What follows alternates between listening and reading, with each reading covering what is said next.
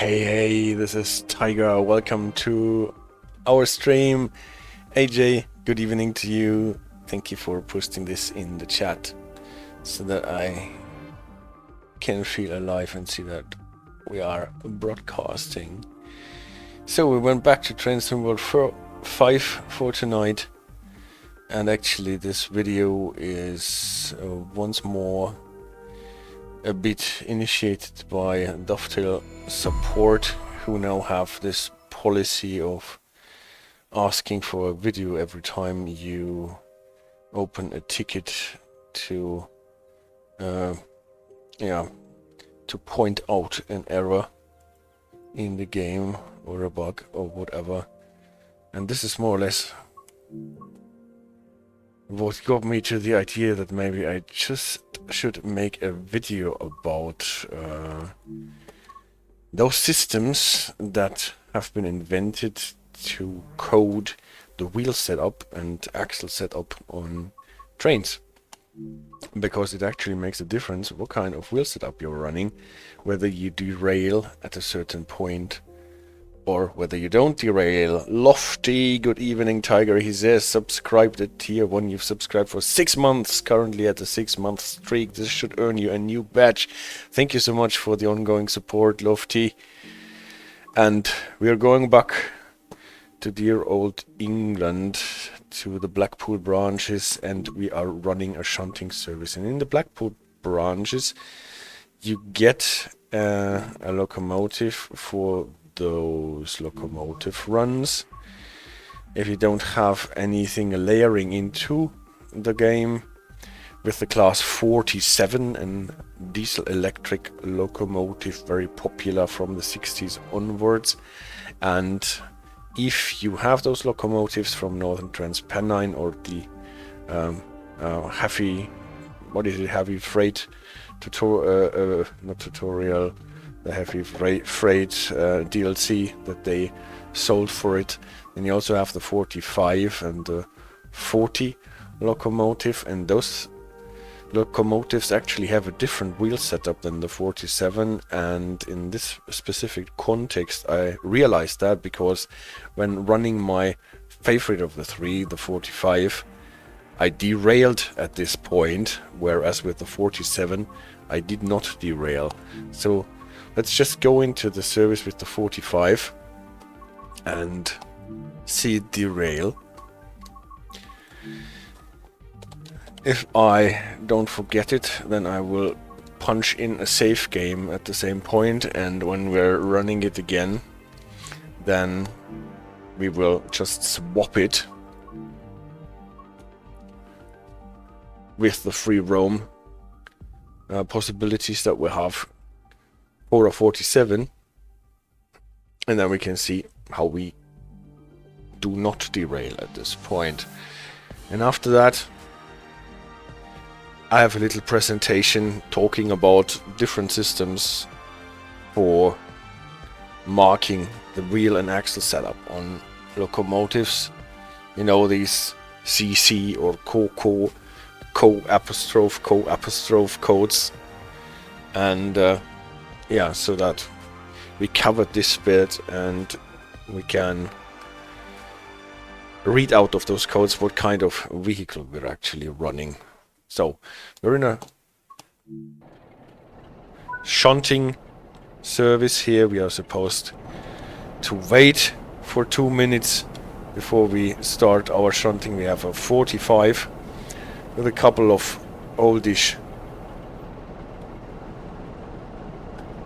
passenger coaches, and if we look at our wheel setup, we can see that we have 2 bogies with no less than 4 wheels. So this locomotive is actually sitting on 8 axles, 16 wheels.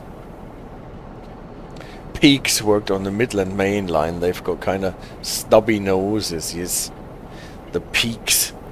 Actually, this is my favorite locomotive of those. I don't know really why, but it's funny. And they have this fourth axle in their wheel setup, what makes them derail. We will see that later.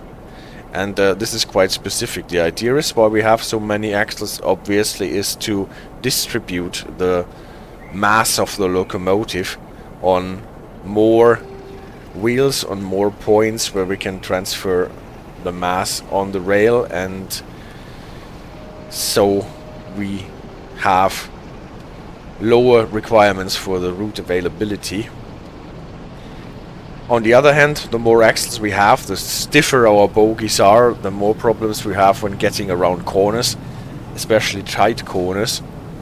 And to solve this problem, at a certain point in development, they use those 4 axle bogies with 3 powered axles, those here, and with 1 idler axle on the outside of the locomotive that is itself fixed into this bogie in an articulated way, so it can actually move like in a mini bogie inside of the bogie, so that not only the bogie moves under the locomotive, but also this front pony truck, they are sometimes called,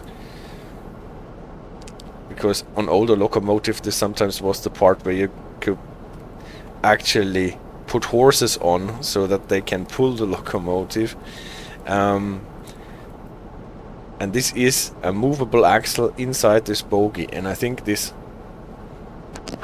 cuts us out. Is the chat really quiet today? Yeah, because nobody is chatting, and we don't have that many viewers actually, so maybe this topic scared away people, or everyone is a bit put off by the theoretical nature of what we're doing here today. But nevertheless, I like my presentation and I am looking forward to presenting it. So on those old diesel locomotives, always interesting where to find the part where you can switch on the AWS.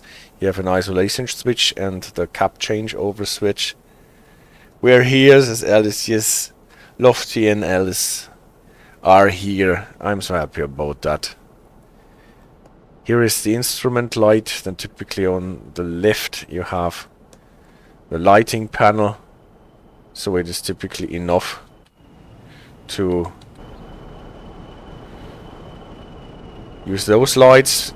It's out of this period where you don't really have bright headlights on all locomotives.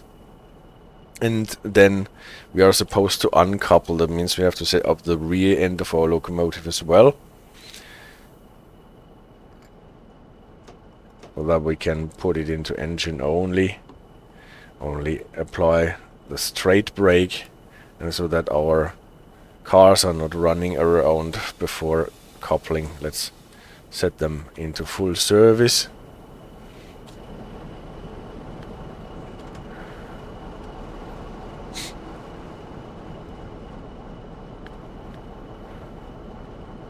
They are vacuum braked. Sometimes you get services here with vacuum braked cars and your locomotive is still set to air brakes. That sometimes makes it a bit hard to start the train unless you change your setup here.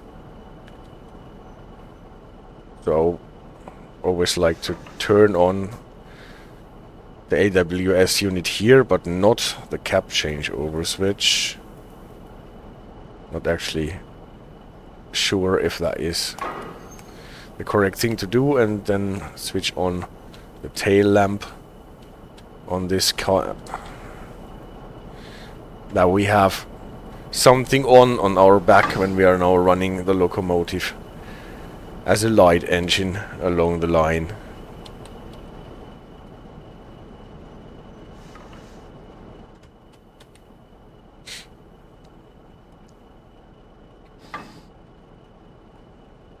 What makes those shunting services a bit slow is that we most of the time have to wait for one minute before we can actually do anything. Now that we're uncoupled, we can release the brakes.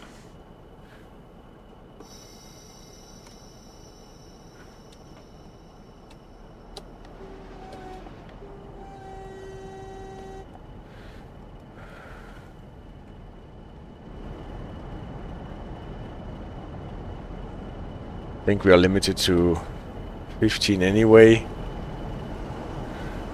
And let's have a nice view of our bogie so that we know where we're going.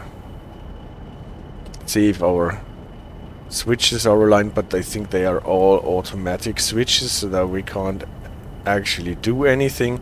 You can see we're running, for whatever reason, we are not running straight along this line here, but we are running out in the through lines and then coming back into those sidings here. And there I will show you that there is actually a broken rail. To the left, a pacer in the Greater Manchester passenger transport executive livery in orange.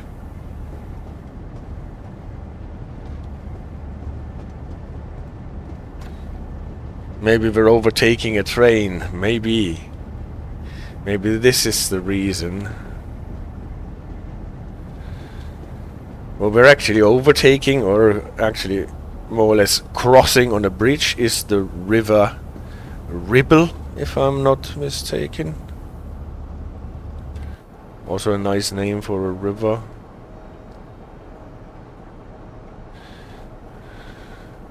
Here at Preston in Lancashire.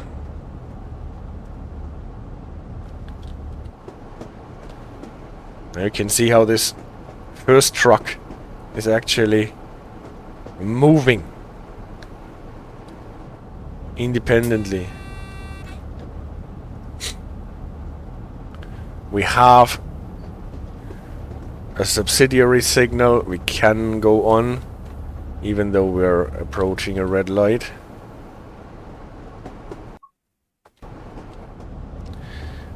And before we go on, I want to save so we can swap our locomotive later and use a different one.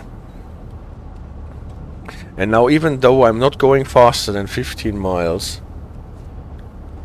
here's the river Ribble.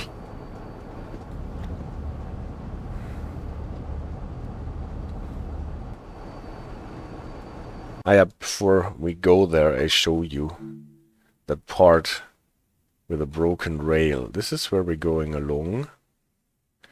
Here on this switch we should be good, and if I'm not mistaken, kick. See? There is a joint that does not go well together, and this is actually something that you can feel in the game. So rails not properly aligned here. And this is kicking you off. The 47 can manage it, but the pony truck on the 45 and the 40 will just jump off.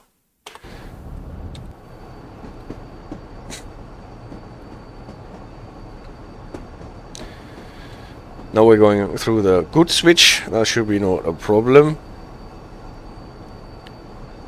And now we're hitting that piece now. Oh, it actually worked. Well, you never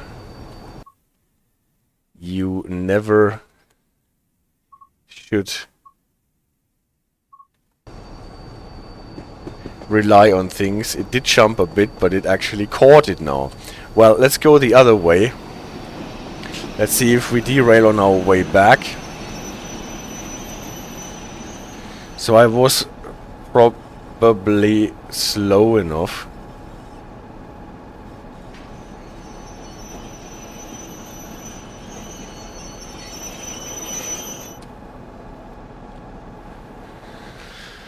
Well,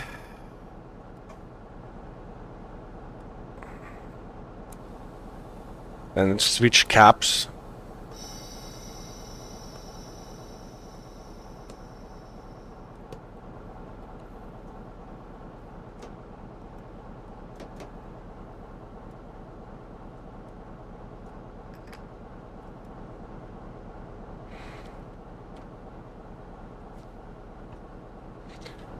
And let's go in the different direction, in the opposite direction, then we will see if it manages then. This time, for whatever reason, the physics jumped into the correct position. And we did not derail. Maybe we were fast enough now. But let's see how it works going into the... I should have put the other one into shutdown, probably.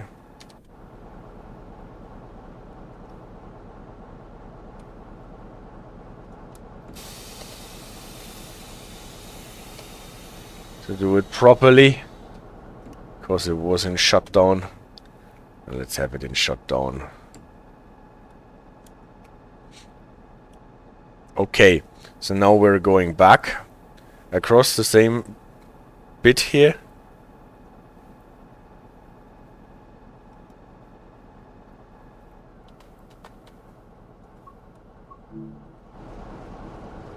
And let's see what our pony truck will do. Again, 15 should be the limit.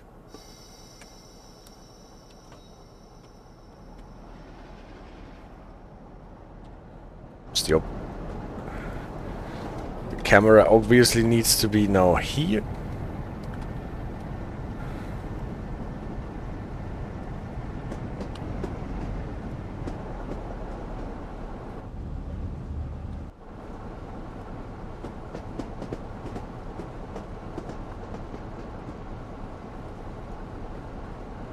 No, I'm on the wrong side. Yep. Derail. Hey, the radar. You're just dropping in time for the derail. Because my derail that I announced didn't work, but at least the one on the way back did derail the train with our little pony truck. And now the idea is to do it with a 47, and the 47 should actually get across that. Resume last played.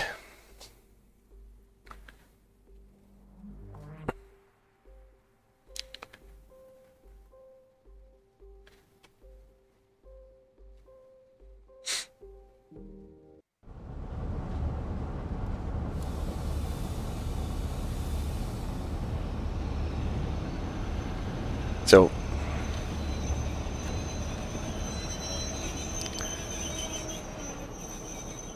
you most probably should not do this, stop on a switch. But then on the other hand, you should not just delete your train that you're running on. Ah, yeah. Don't have any red lights. No, no, no, no, no, no. So now I deleted this train and I spawn a 47. Let's take the one with a large logo.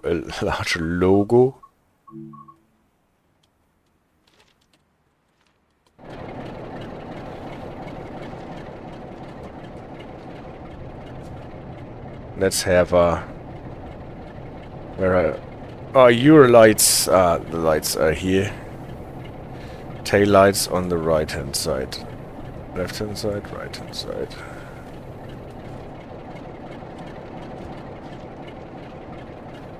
Always a good idea to jump around on the running live tracks.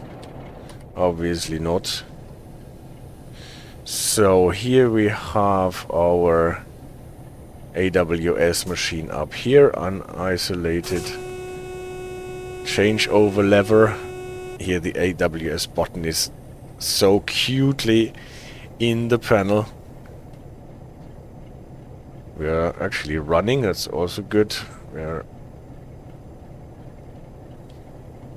spawned here without any brakes on. Throttle off.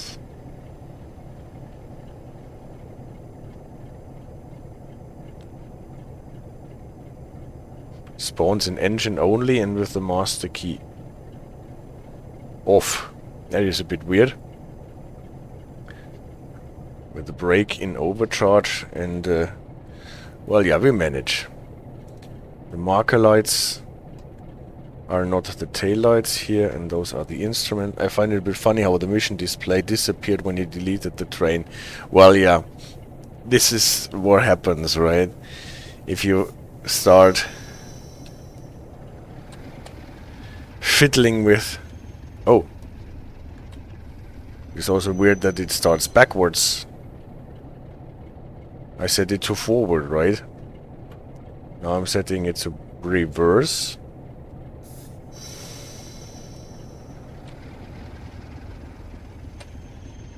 Now it's going to reverse. Also!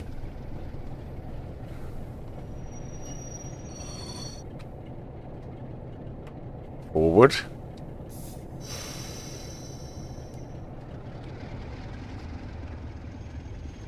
Well, let's see what the setup is on the other cab.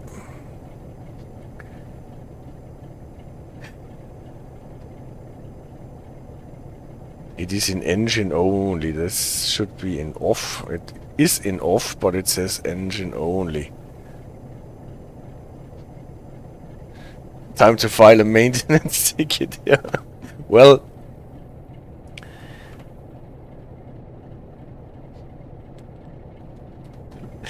I wanted to talk about the derail ticket, not about the spawner 47 ticket, because that is obviously a bit weird here.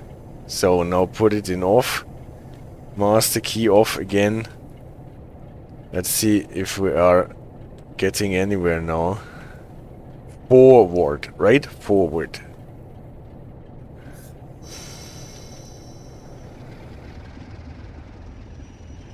Yeah.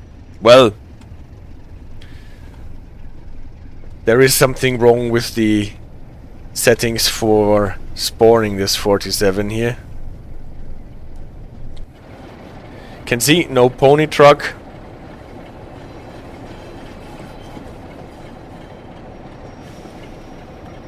And when we get to our broken rail,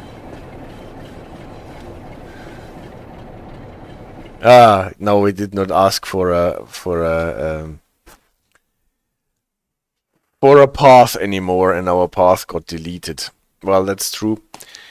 Anyway, let's skip this with the 47. This is just confusing. But what we saw in this context is that there is a broken rail, and that our little pony truck jumps out of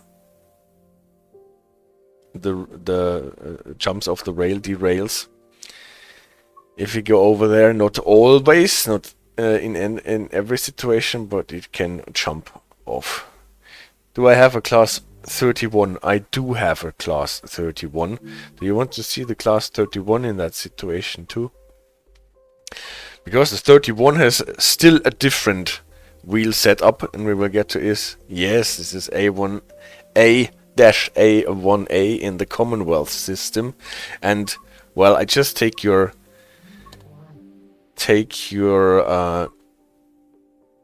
question to lead us to the presentation, because now we will discuss. Why is it even on the presentation? I want to discuss wheel and axle arrangement. What does Lofty mean if he says it is A1A-A1A? What system is it? What does the A, what does the 1 mean, and why do we need this? And for that I want to discuss 4 different systems. There are still more. There is a Russian system, there is a French, a Swiss, a Turkish system.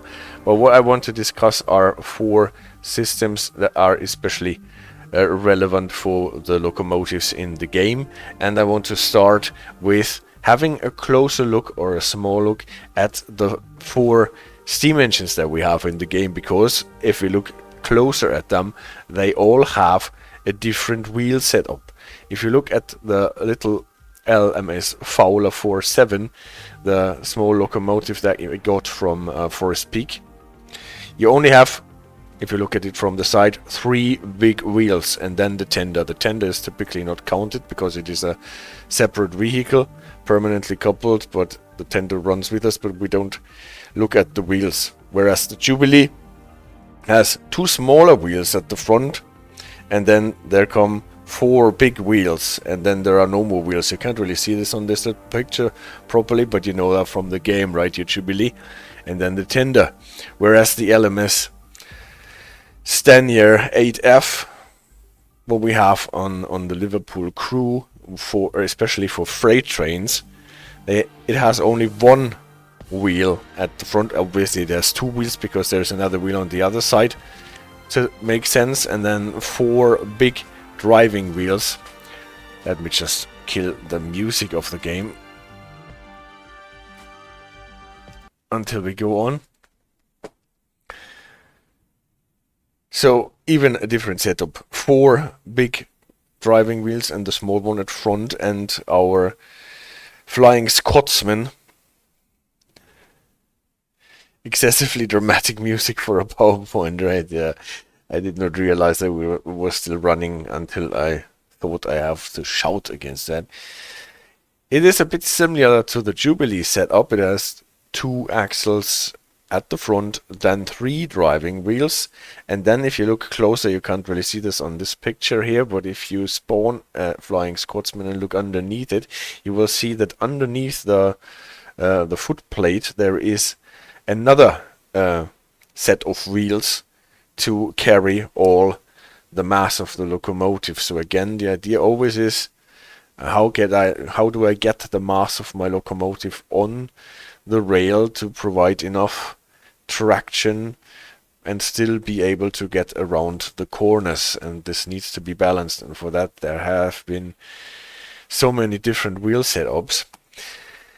And to know what kind of locomotive you have, a guy called Whyte developed a system that was based on counting wheels. So if you have a locomotive like this, you distinguish between leading wheels, driving wheels, and then if there are any wheels underneath your foot plate.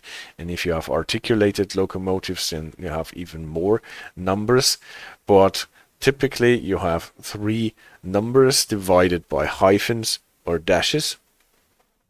And then you can see this locomotive does not have any leading wheels, but it has 6 driving wheels, 3 on either side, and 0 wheels, trailing wheels underneath the foot plate behind the driving wheels.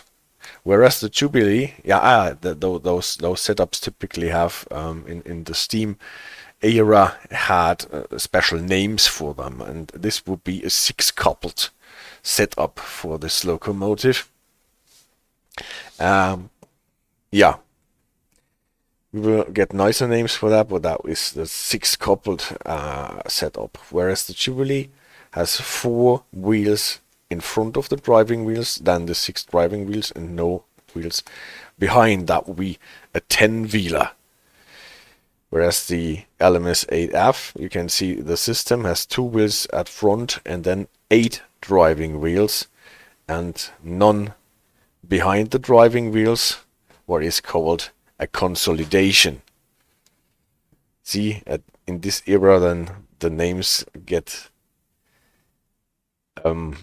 even more sounding than the 6-coupled and 10-wheeler setup. And then our Flying Scotsman has almost a 10-wheeler setup, but has this additional axle underneath the foot plate, and that is a Pacific setup.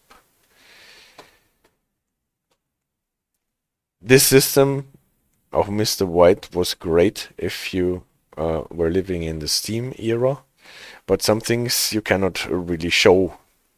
If you have articulated machines, and sometimes there are notations with a plus sign instead of a hyphen. But as locomotives got more complicated, we needed a more complicated notation system or classification system for that. And I want to pick out 3 of them. One is the American system, the AAR system. Then we have the Imperial Commonwealth system, that is especially in the United Kingdom, obviously, but also Canada, I think, South Africa, Australia, and then we have the UIC of the well, that's European dominated railway association.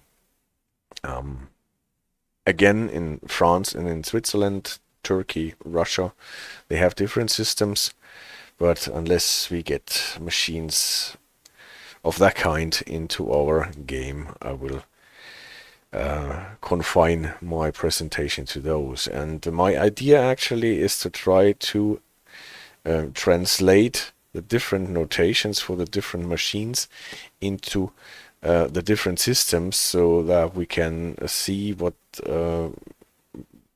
symbols those systems use to denote the wheel and axle setup on the locomotives.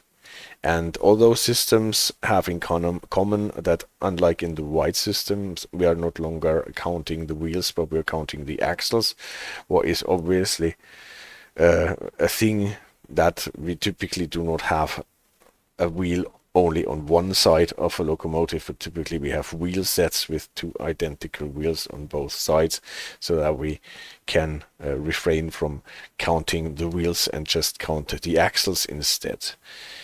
And then all those systems again have in common that we not only have numbers, but we have also letters. And you can see if I have a confirmed notation for the locomotive, it is black on gray, whereas if I am only interpolating the system, or if that system is actually not used for this locomotive, so that I do not have a confirmed notation for it, then I will use it in this setup in gray on white.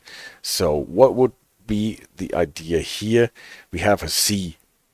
For powered axles, we use letters A, B, and C, meaning 1 powered axle, 2 powered axles, 3 powered axles in the bogie under the locomotive. And if there are no leading or trailing wheels, then we don't mention them at all. So a locomotive like the 6 coupled here that has 3 powered wheels in its wheel assembly, then we would note this with the letter C. In the American AAR system, same in the Commonwealth system, and in the UIC system it is not really different, but we have for steam engines sometimes additional symbols that give us more information about what kind of engine that is. And we can see in this C H2 denotation for this locomotive not only that it is a 6 coupled with 6 driving wheels, but we also see from the H, what is for German Heißdampf, that it is a superheated engine, that the steam gets, well, cleaned in a way on its way to the steam box to get all the water out of the steam. And yeah, we have talked about superheating in our video about steam engines. And most of the locomotives that were still running in the 1950s and the 60s, at least here in Europe, were superheated steam engines, and they have the H. And 2 means it has 2 steam cylinders. This one on the inside, the Fowler F4, has 2 cylinders on the inside, and this we can see from that notation. H for superheated steam, and then the numbers for the cylinders, typically 2 or 3 or sometimes 4 on compounding articulated steam engines. If we do that for the 10-wheeler as well, then we will see that we have here a combination of 2-C,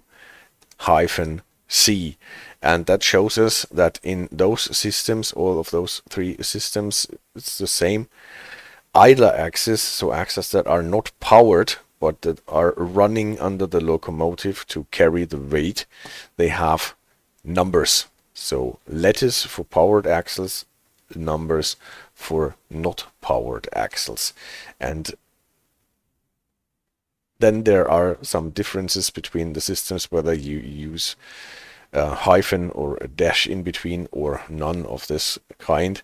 Here you can see that those are different wheel assemblies, because the leading wheels here on the Jubilee are in a truck that can be articulated, but not so the driving wheels. And this is where we have a hyphen here. Commonwealth system would use the same notation, and this hyphen tells us that we have either separate bogies / trucks, or bogies and wheel assemblies if the wheels are not, if one part of the wheel assemblies is not fitted in a second bogie but underneath the locomotive, for example, like you have a locomotive that has wheels fitted into the chassis itself and some wheels or wheel sets fitted into a bogie at the front.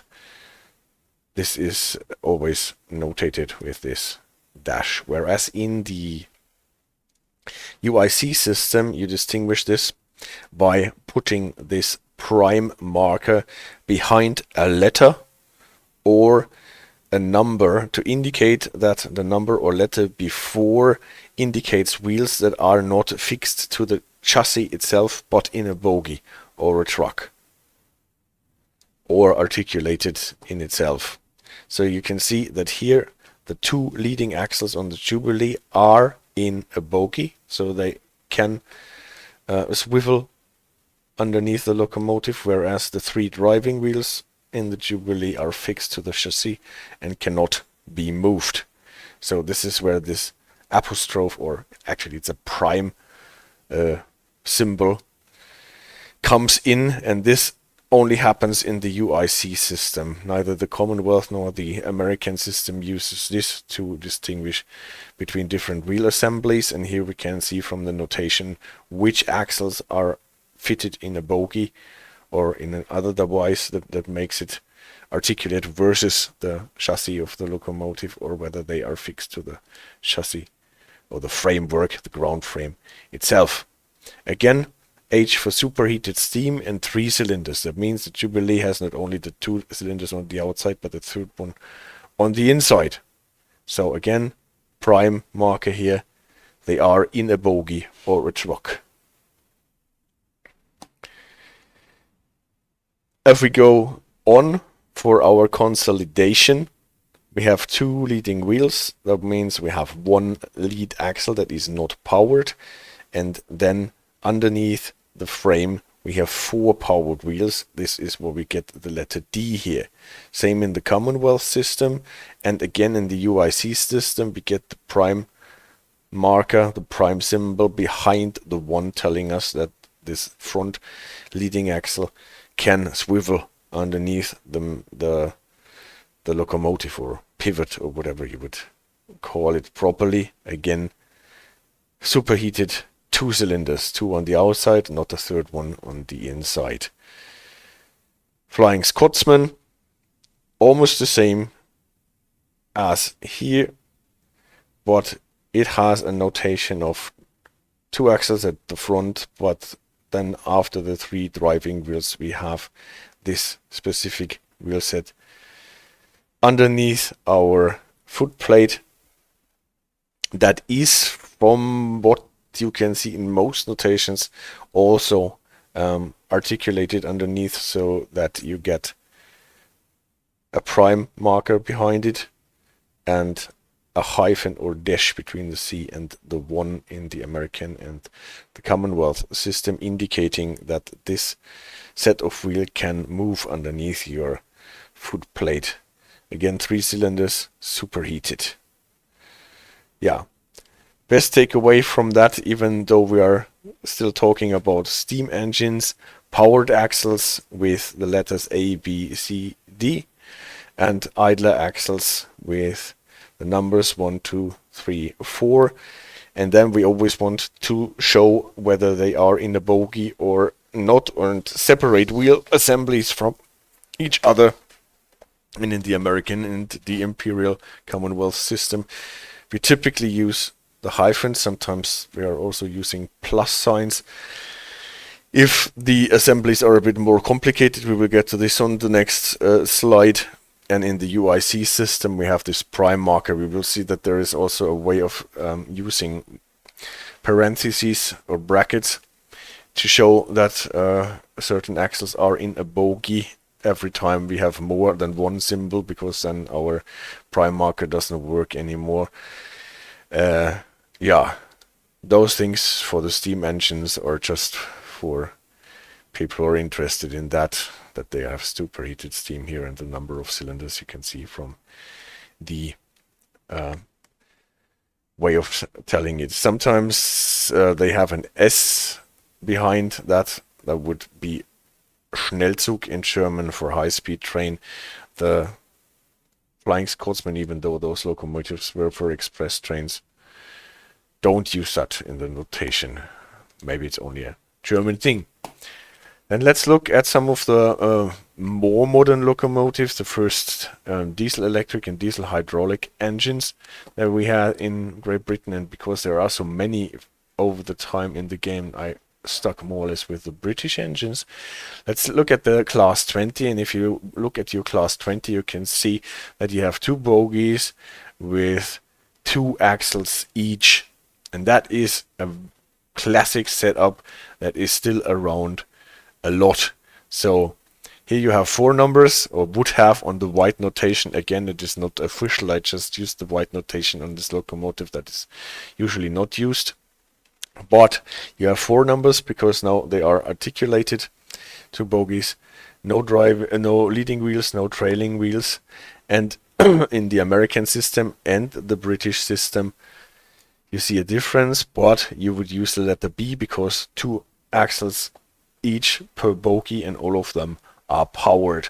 So what is the difference now between the American system and the British system here? Where comes this O?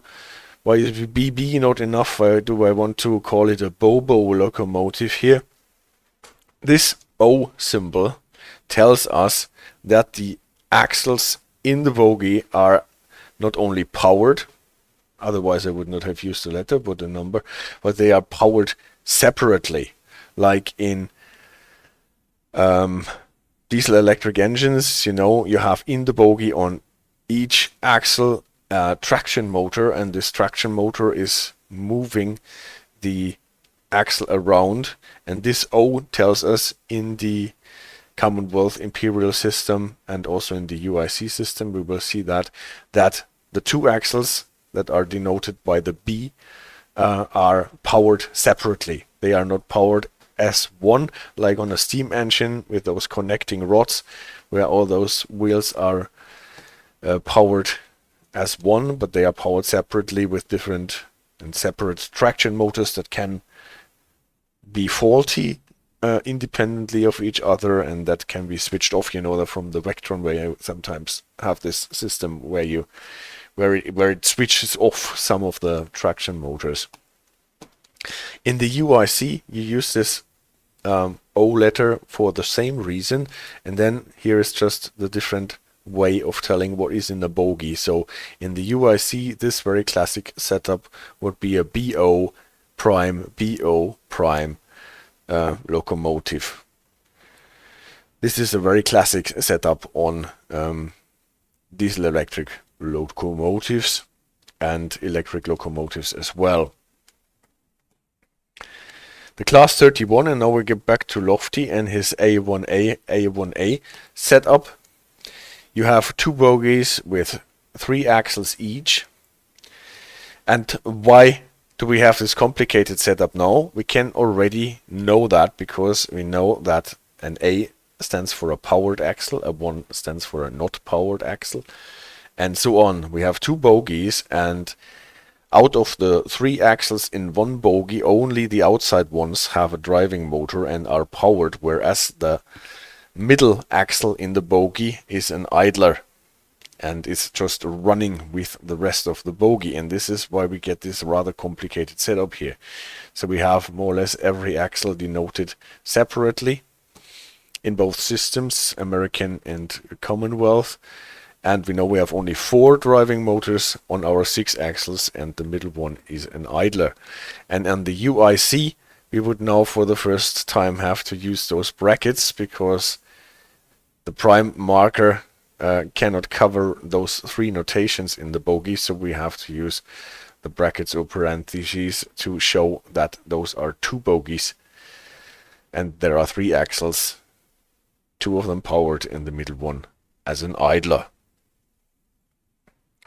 The class 45 that we have just driven in our not super successful experiment for the derail and the broken rail here has now again something that we just saw on the steam engines. It has leading wheels, those little wheels in the pony truck. We have seen those bogies have 4 axles and 3 of them are powered, and the front ones are not powered and they can move separately in the bogie.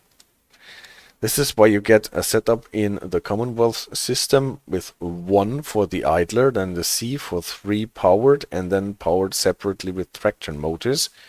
Hyphen, because now there comes a new bogie, and then 3 powered, separately powered, and 1 not powered. In the American system, I think from what I have researched, you would notate this, use this notation with a plus sign. That is more like showing that this hyphen here is indicating that in the bogie we have 2 wheels assembly that can move differently from each other, and then the 2 bogies can move independently from each other. So the plus sign is on the next independency level, so to say, to denote that here. In the UIC we would use that more or less complicated notation here. Again, the brackets to show that the 1 idler and the 3 separately powered axles are in 1 bogie each, and the prime behind the 1 to show that the idler axle can move independently of the powered axles inside the bogie. So we actually have this notation with prime inside the brackets to show that there is a bogie or truck inside the bogie or truck. What makes it mechanically quite complex at this point, right? And the 47 then has a simpler setup again. It has 3 axles per bogie, no leading ones, and all of them are powered independently. So you can see a line of development more or less.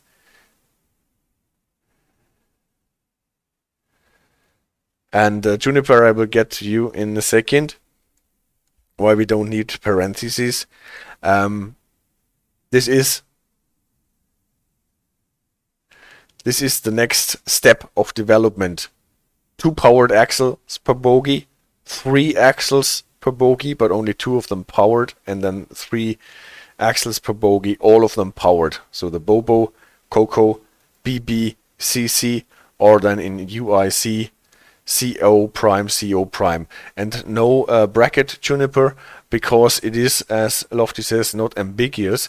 This prime here glues to the BO and it covers the whole thing before that. Here with the class 45 we need it because let's say in the 31 we need it because a prime symbol here instead of the closing parentheses would only cover the A, but not the A of 1A. So we need the brackets for that. And here we could make brackets around the BO, but we don't need it because the prime symbol is enough to cover the whole BO. The O always connects to the B or C in front of it. It can obviously not come behind a number because idler axles cannot be powered independently. They are always independently idle, and it can never come behind an A because an A powered axle, a single powered axle, is always independently powered. So it can only come with B, C, D, and so on. If you want to buy a locomotive with 5 powered axles in a bogie, and then you can use the prime marker to show that they are in a bogie. You only need the brackets in the UIC system if you have more than 1 symbol, more than 1 ABC, more than 1, 2, 3 in the bogie, and have to distinguish, like in the class 31, between powered and non-powered axles. So on this sheet we already have the most common setups also for modern locomotives. It's either a BB or a CC locomotive in the American system, or in the UIC a BO prime, CO prime, CO prime locomotive, a Coco Bobo locomotive. Yeah, that was what I had here. And then we have 2 more slides to look at some surprising things or not surprising things. Let's look at a Class 66, what is a more modern locomotive, and it uses just the same setup, even in a more modern way than the 47. It is also a CC locomotive, a locomotive with 3 powered axles, independently powered per bogie, and 2 bogies of that kind. Also, for example, the Dragon 2 in Simrail, it's also a CO prime locomotive, if I'm not mistaken. Usually for heavy duty passenger, heavy duty freight services, you would want to go for that. And also the American locomotives, the modern American diesel electric locomotives, they use almost all throughout the playing field this CC setup. Our super modern Vectron, on the other hand, uses just the same setup as the old British Class 20, the chopper. It only has 2 powered axles per bogie and uses the BO prime setup. So you can see, only if you look at from looking at the wheel setup markings alone, you don't know whether a locomotive is modern or old. Then there are some locomotives with very simple setups, like for example our Baureihe 365, the V60 locomotive from the Niddertalbahn, and this looks just like a Fowler 4F. You have 3 powered axles, and they are actually connected with rods like on a steam engine, and it has the same notation in Whyte and on British and American notation. Spectre, hey, nice to see you.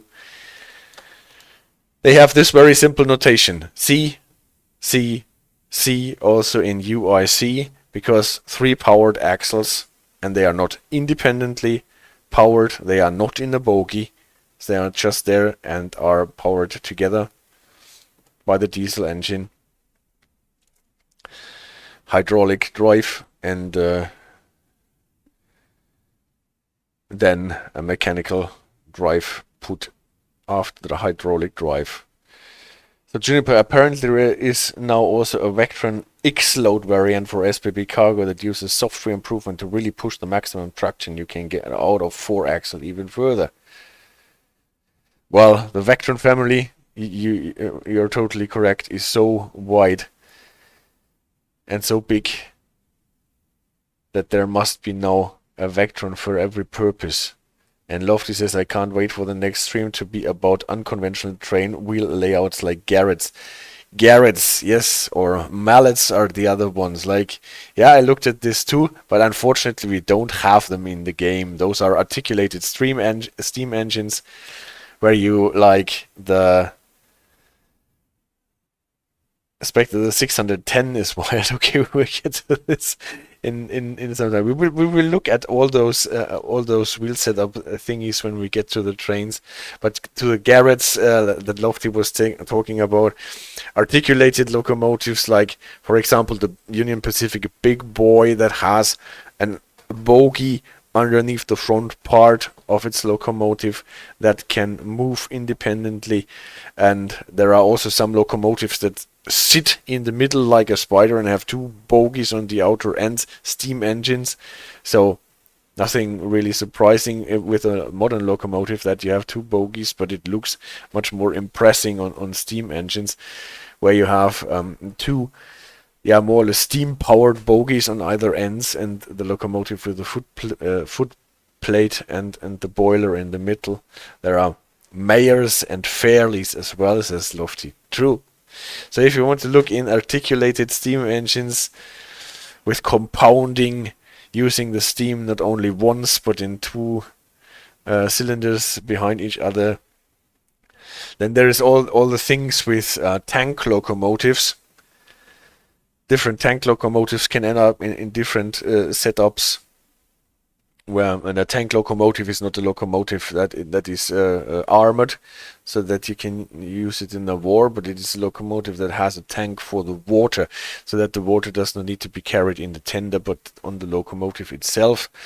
And there are Engert locomotives, like on the Semmeringbahn in historical times, where you had an tender that is not a separate vehicle, but that is connected with the locomotive, but in an articulated way, so that it can move behind the locomotives, and all that stuff can show up in the notations.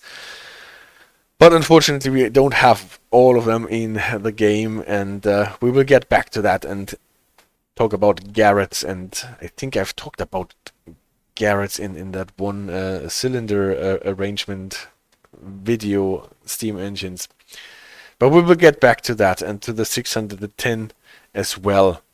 But what I also want to introduce is the class 52, because we were talking about the classic British diesel here in my Tygerways livery, and that has a bit of a different setup.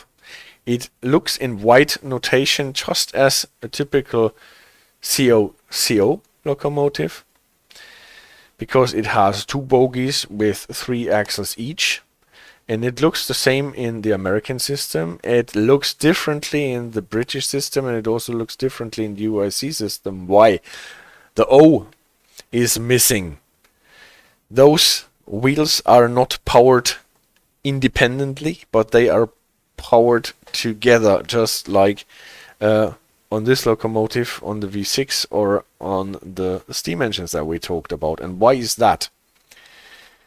The class 66, for example, the CO prime locomotive, the CC locomotives of that kind, they are diesel electric. They can have independently working driving motors on each axle, whereas the class 52 is a diesel hydraulic one, so it has a hydrodynamic drive to get the power.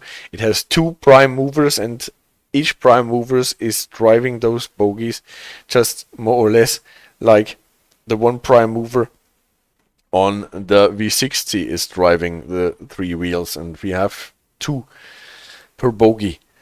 No, 2 per engine, so 1 per bogie, and this is why those 3 wheels in the bogie underneath 52 are not powered independently but together. And from what I read, this is one of the reasons why the 47s lived so long and the classes 52 were retired much earlier, because British Rail concentrated on maintaining diesel electric locomotives and stopped maintaining diesel hydraulic locomotives to cut costs, and it is more effective to only have one type of locomotive and have the maintenance crews for that. So this is why this notation here misses the O, and from the missing O you can typically see that it is either a steam engine or a locomotive that works with a diesel hydraulic transmission, whereas the O is typically an indicator that you have either an electric or a diesel electric locomotive, at least a locomotive with driving motors. Yeah, that's it. One more thing. How would we notate a train like this? This is not British Rail, it is Bauchei 460 ICM 3M, the ICE 3M, or Tygerways ICE. And I did not take it upon me to notate that in Whyte or any other thing than UIC. And we can just have a little quiz.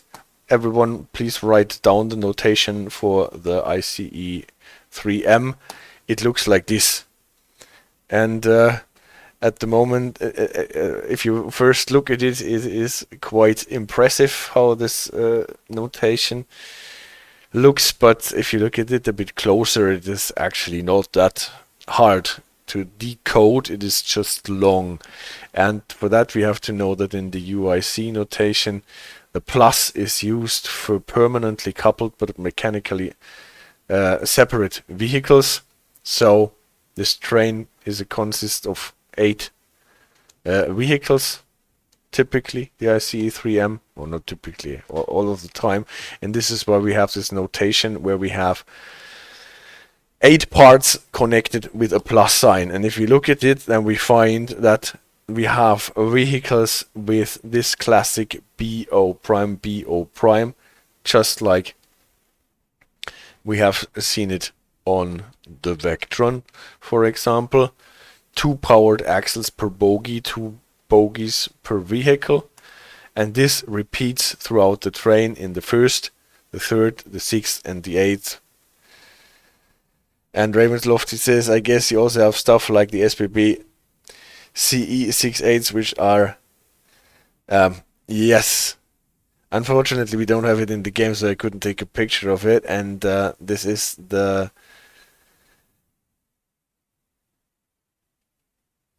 not so far from the stuff that we have in the 45 and the 40s, right? From that notation that you put there, but with a hydraulic drive, probably, at least not operated independently. What is an oddity? But I don't have it in the presentation today. Presentation ends here, and in between we have not powered vehicles. We can see that by the 2 here, indicating 2 idle axles in a bogie, 2 bogies per vehicle, and they are the 4 vehicles that are put in between on this train. So we have 4 driven vehicles, 4 undriven vehicles, and this decodes this complicated notation here quite easily. If you look at the notations for an ICEL train, for example, then you get really weird UIC notations. So look up the ICEL on the wiki page, and you will get a notation that does not have any letters at all. It is a 2 prime 1 prime 1 prime 1 prime 1 prime 1 prime 1 prime 1 prime 1 prime 1 prime 1 prime 2 prime setup. Yeah. Inspector says, compared to Switzerland, our crocodile is quite conventional with the CO prime notation. Yeah. So many locomotives that looks quite special were quite conventional setup here, but in the Swiss system, I said, has a different one. This we can see that on the locomotives that we have on Orosa, for example, with the GE2 4/4.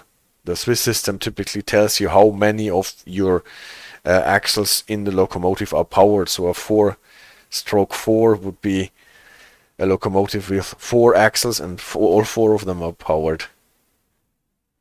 And Juniper says, oh, I did not know that the ICE3 has unpowered cabins. Yeah. The notation for the ICEL is so weird with so many 1 prime, because they have those Talgo trucks where you only have one wheel set at every connecting part, so where 2 vehicles are coupled instead of Jakobsdrehgestell, instead of a bogie that is shared between 2 vehicles, you only have 1 axle that is shared.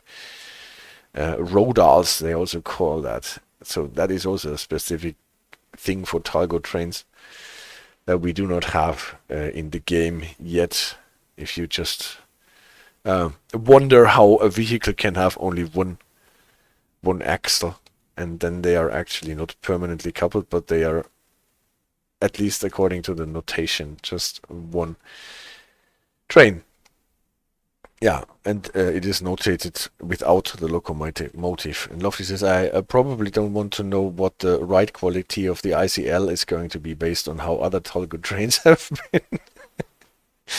Well, Talgo trains and their philosophy about their Talgo trucks is special. I've never been on a Talgo train actually myself, so I don't know. And those Talgo trucks, they are so special because the two wheels on either sides of the train can rotate independently. They are not fixed like typically on a train, but they have an arrangement so that the wheels can rotate with different speeds, what is nice in curves and bends. But what makes it quite weird to slow down the train, because many things like dynamic brakes don't really work on them. And Juniper says each car is connected to the neighboring car with a single axle bogie, with double axle bogies only at end. Yeah, that talking about the ICR. This gives each train 20 axles in addition to those of the associated locomotive. This is for the ICAL. That's wild, he says. Yeah, and Juniper says, yeah, I like the Dutch Vectron with these classic IC cars behind them. I find them comfortable, really. Also a train that I never had the pleasure to ride on. But what I have the pleasure to present to you today, AJ, are you still awake? Is a thing that AJ just finished this week, and for that I want to... Where is my presentation? Why is it still on?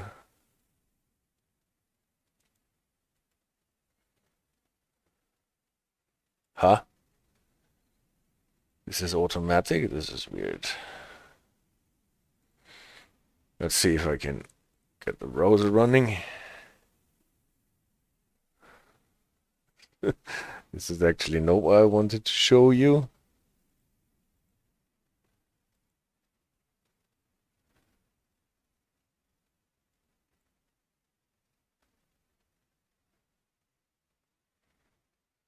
No. Why does this not work? Aha!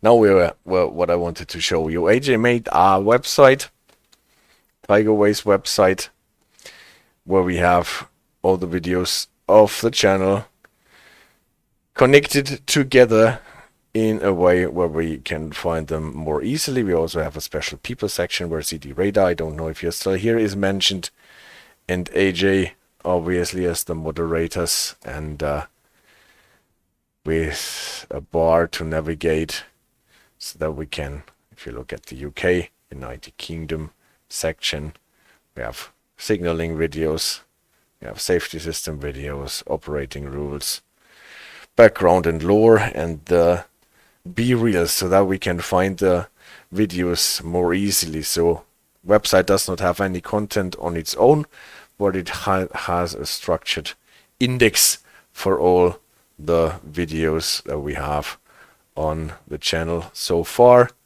USA, what is sometimes a bit confusing, we have NORAC videos, Metro North, Long Island Railroad, Union Pacific, BNSF, Norfolk Southern, CSX, Caltrain, Metrolink for positive train control, and then the B reels. Thank you so much, AJ, for that. I really like it. You can see I put the link in the description. No, don't want to show all that.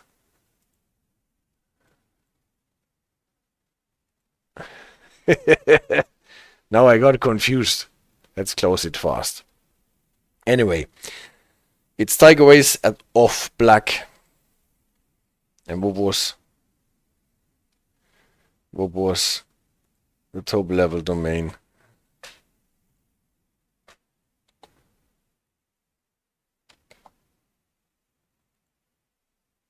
Oh, I cannot see it anymore.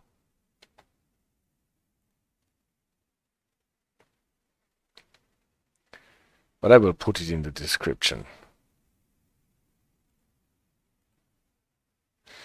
tygerways.off-black.com. That is it. Yeah, I broke it. tygerways.off-black.com. Okay, and now we are 1 hour and 9 minutes in the train. And in the stream. And now we can just run some train in another British route, the Northern Trans-Pennine. I've used it a long time ago for one of the first videos, and today I want to use it again. Where is my OBS? Here is it.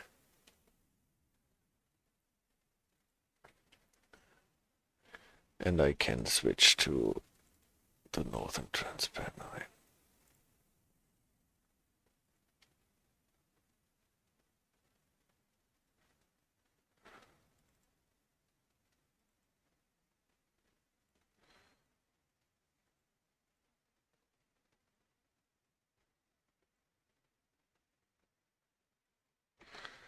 And drive a train from Leeds to Manchester, Victoria.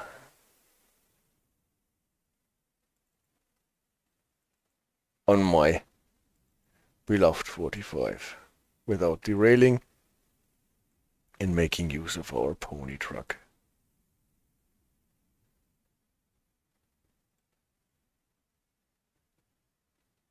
So, that's what we do. Thank you, HA. tygerways.off-black.com. Yeah, those are the things that you don't prepare. That I don't prepare. 1323. Light clouds.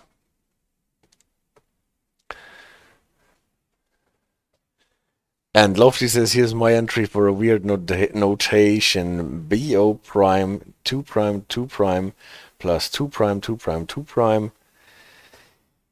What is the class 745 flirt? Alright. So you have vehicles with actually 3 bogies each, and only the end bogies on some of the cars are powered. Yeah. Yeah, I guess especially in the multi-unit department you can find a lot of weird notations there.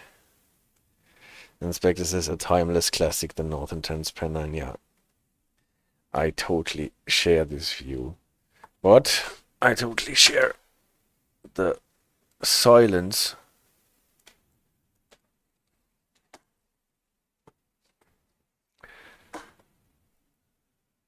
Do you have sound? I don't have sound anymore. No, we should be back. Yeah. So, all-time classic, but no time to lose.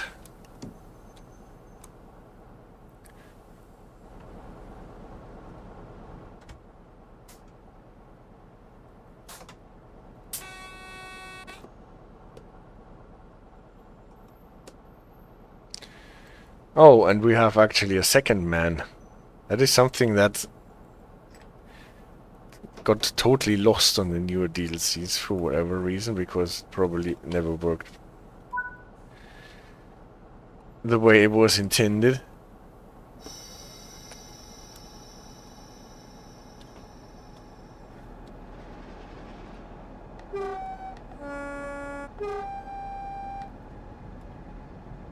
This horn always sounds as if the locomotive is 3 miles away from totally collapsing.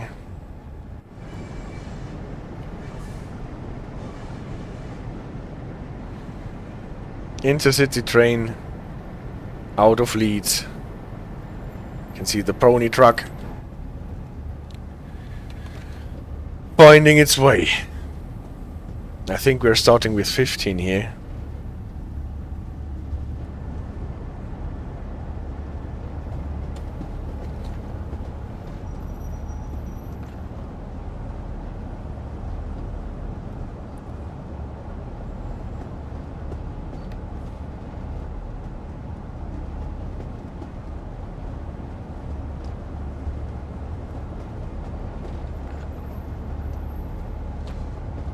And Juniper says, the website really shows off the massive collection of priceless knowledge you have created for us, Tiger. Thank you so much for it.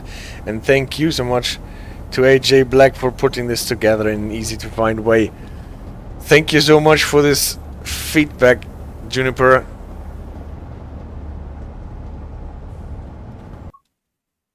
Oh. It is 10 that we are starting, not 15. That is super nice.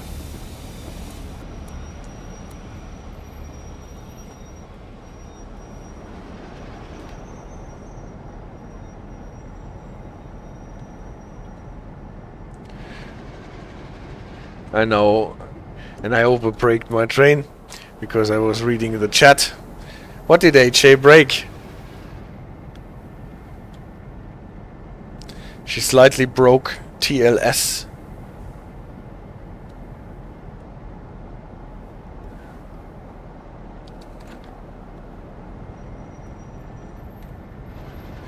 Good thing everybody is checking out the website so nobody sees what I'm...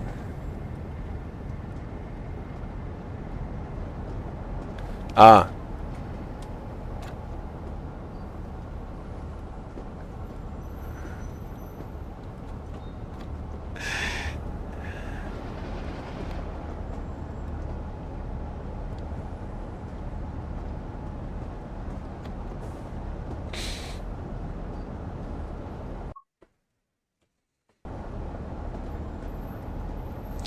We have to go with 10 out of Leeds.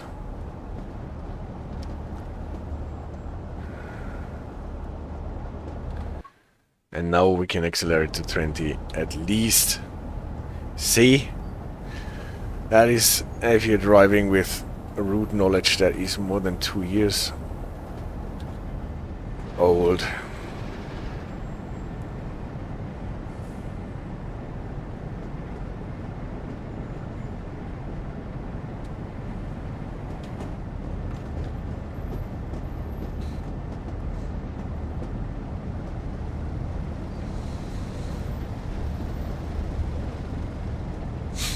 I think 25 if we are outside here, yes, and then the 60.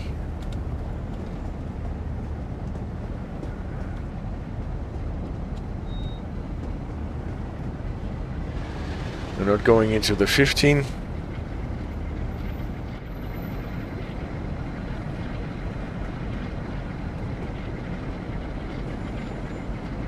And AJ promised to look into that.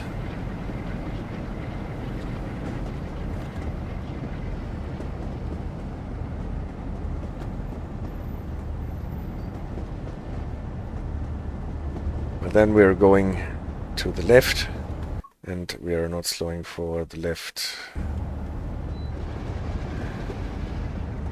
because the left will be 60. Now we can already accelerate to the 25.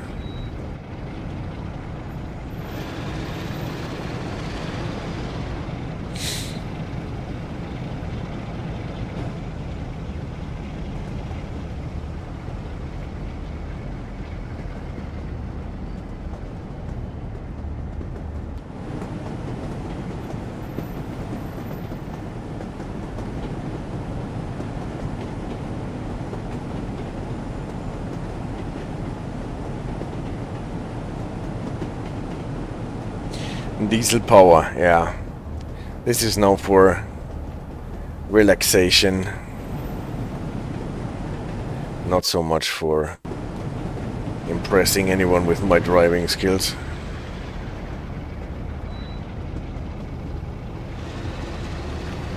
And I really love this, the sound of those old British diesels.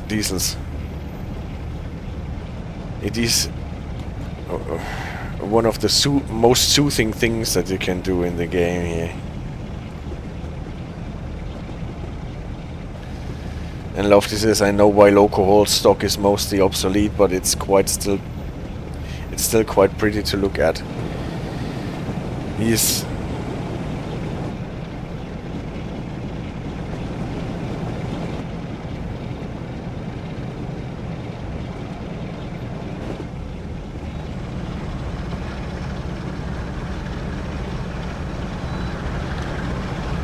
So train, accelerate to 60. There is one speed limit coming up.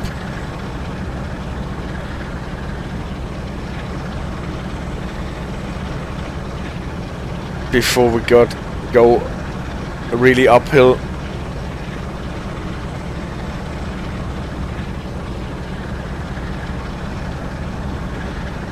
Don't even know what it is. Is it a 50 limit?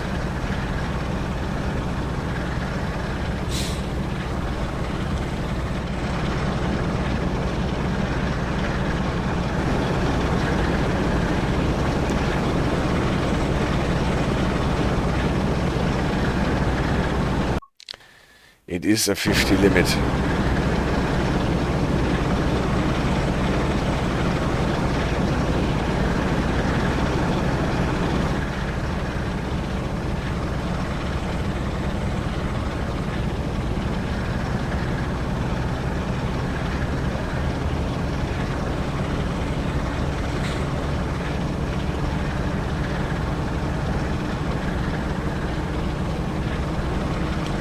It sounds so nice, the Spectre. My current favorite is the Class 52 in Cargo Line Petroleum on Midland Main Line. Yeah, if you use it in Tygerways livery, you can put a tiger in front of the tank. Oh, that is cute. You are right in front of all the tank cars.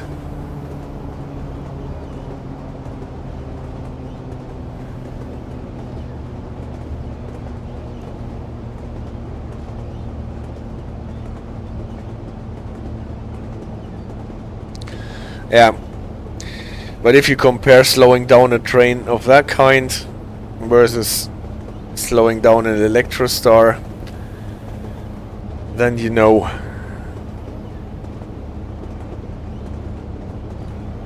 why using EMUs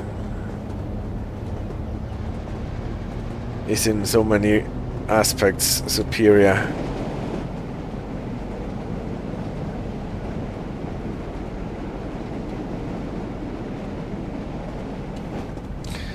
Especially if you have vacuum braked cars.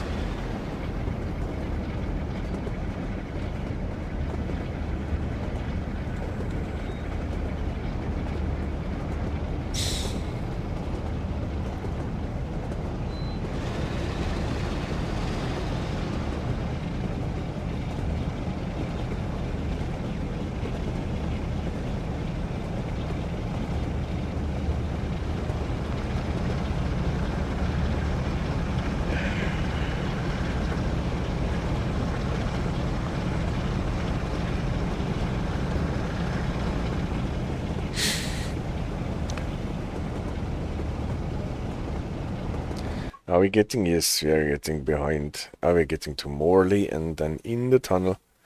We are at 60 and then running downhill with 60. Alright, I'm refreshing my route knowledge so that I have it back in case that we will ever get a remaster of this route.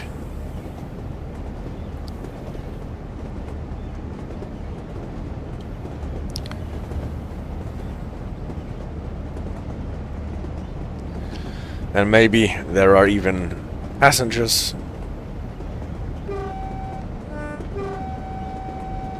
Oh, there was a passenger actually.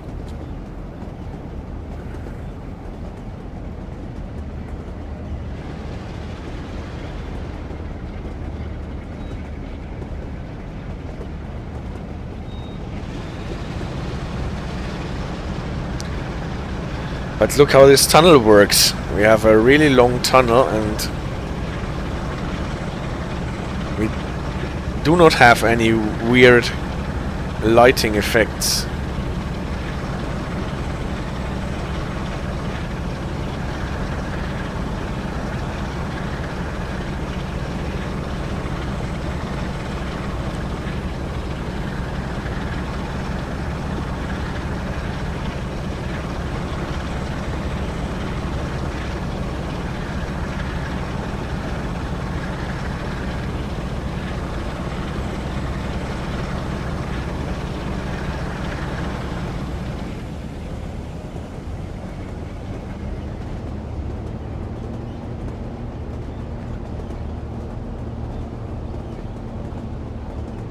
Let's see if we are already in the descent.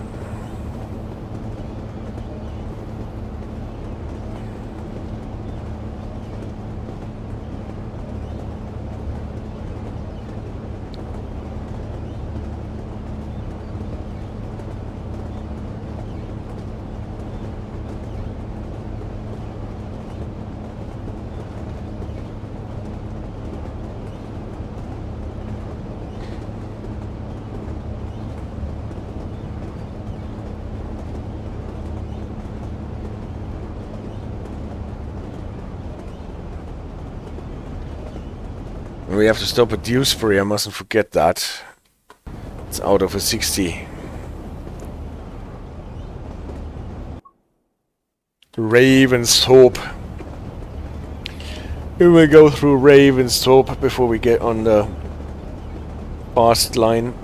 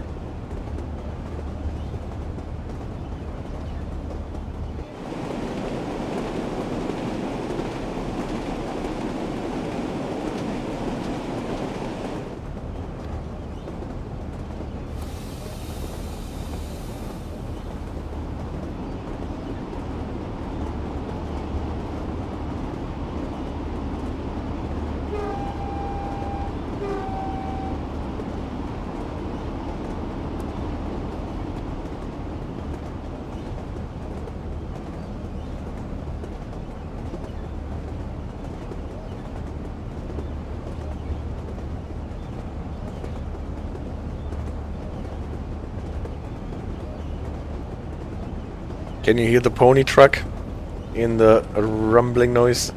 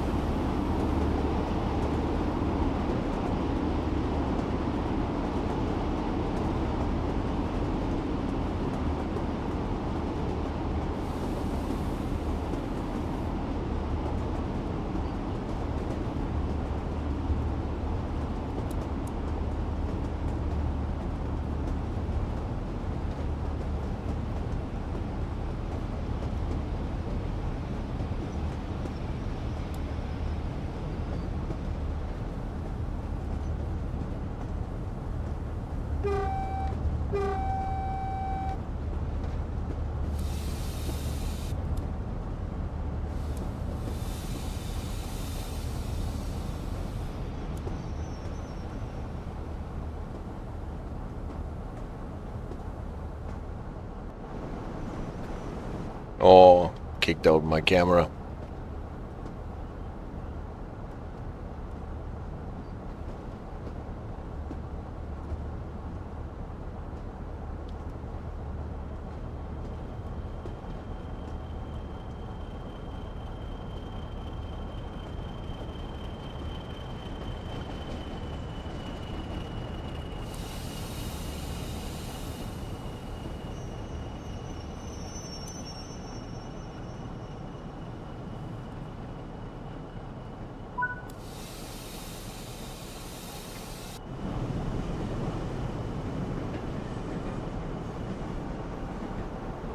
Dewsbury.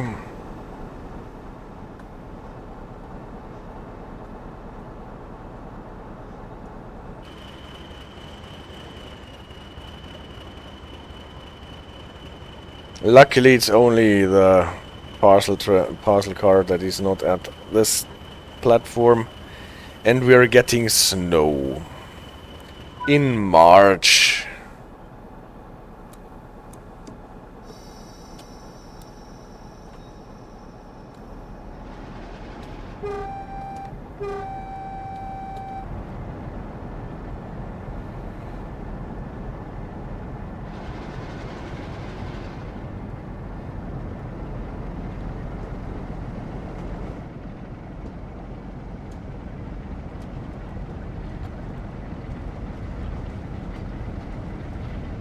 And Lovely says, I kind of wonder if 101s ever ran along this line. The 101 seem to have been ubiquitous, yeah. They have been ubiquitous and almost lived forever.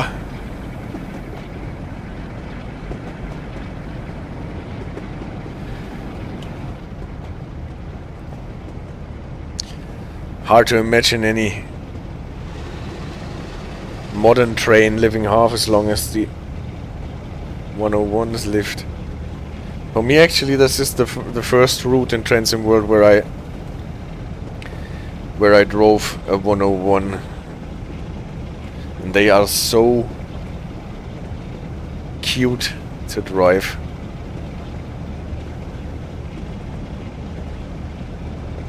We have to slow down to 45 when we get to the main line after Ravensthorpe, and 55 before we enter Ravensthorpe.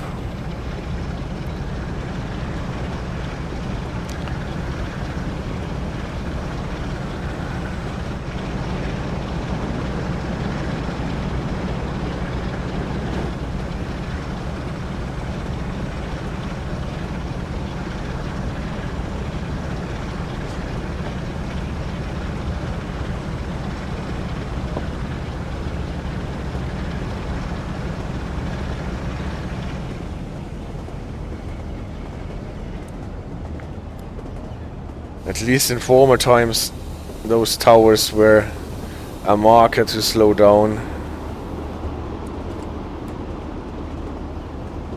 And here is the 55 for Ravensthorpe.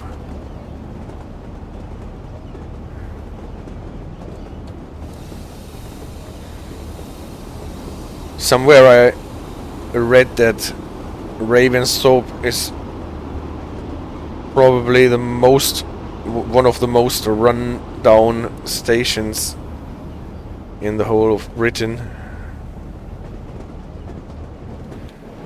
But obviously I don't know.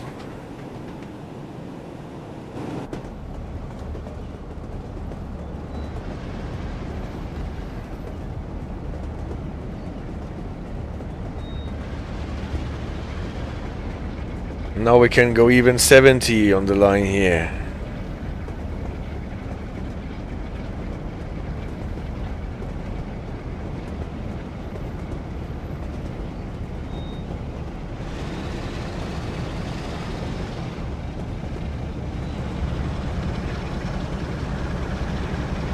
See if we are getting any traction problems, but it does not seem so.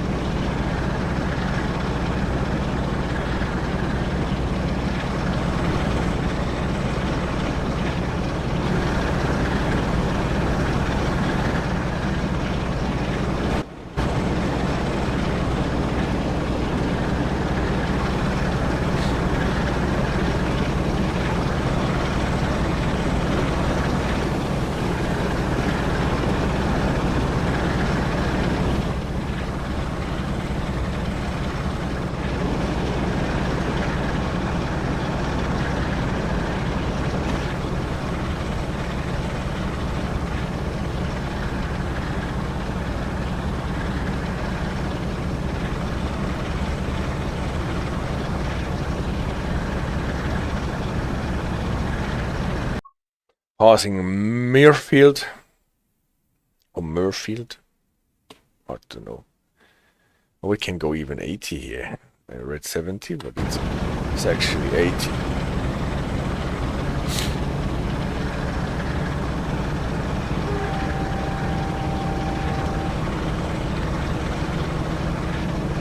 But I have to slow down to 50, I guess, for the junction.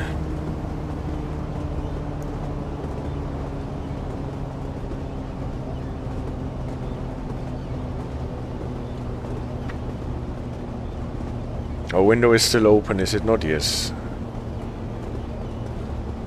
Always good in winter.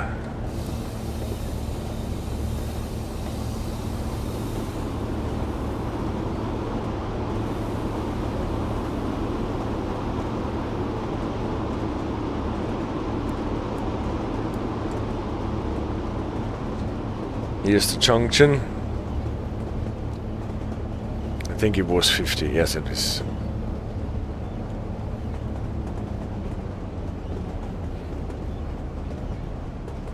If I remember correctly, we are running through a dell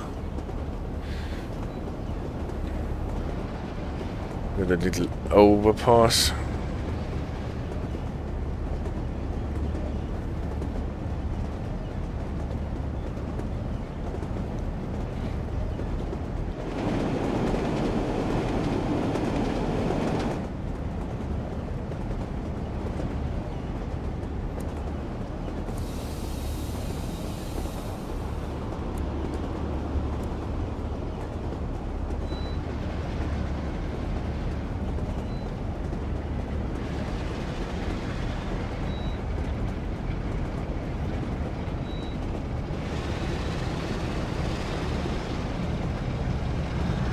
And you're losing a lot of momentum when coming out of the stell. This is still so. And now we're crossing on a junction, and after that we can go back to whatever it is, 65, 70.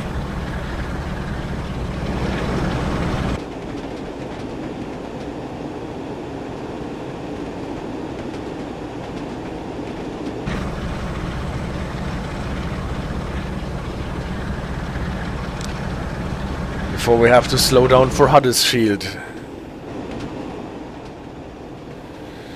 Look how this scenery looks in the fog, in the mist. It's cute. I love this line.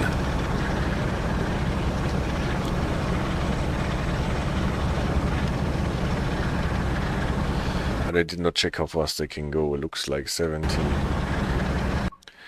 And then we have to slow down at the moment to 40 for Huddersfield, but I think we still have to slow down more. Huddersfield is a weird station to stop at.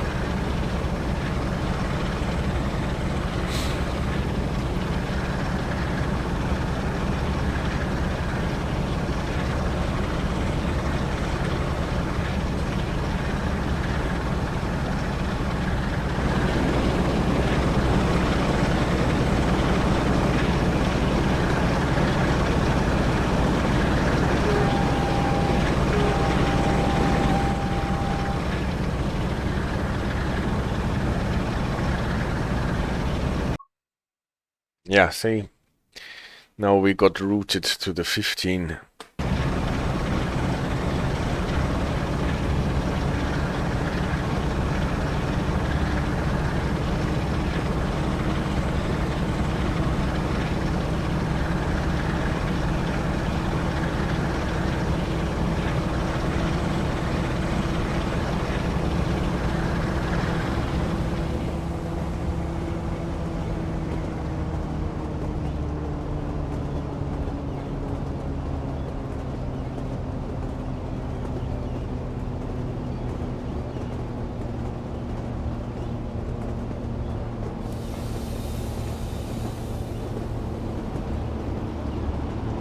Let's see where it is. 45. Can't be that far anymore.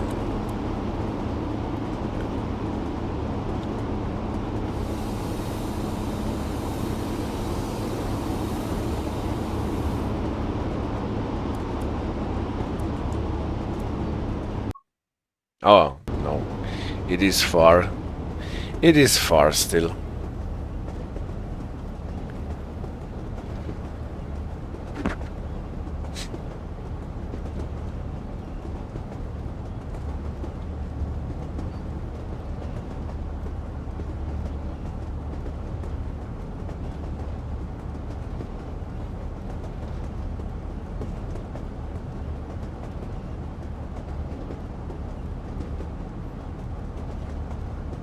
Yeah, now I remember this. Not before this crossover here.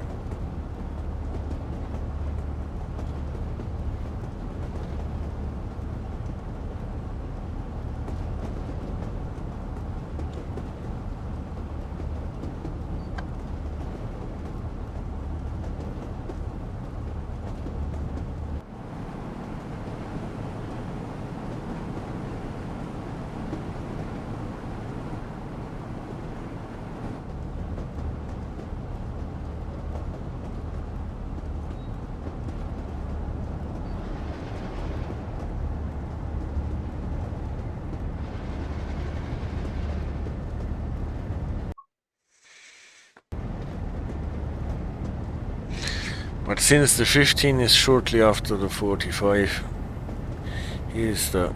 No, it's a 40, not a 45.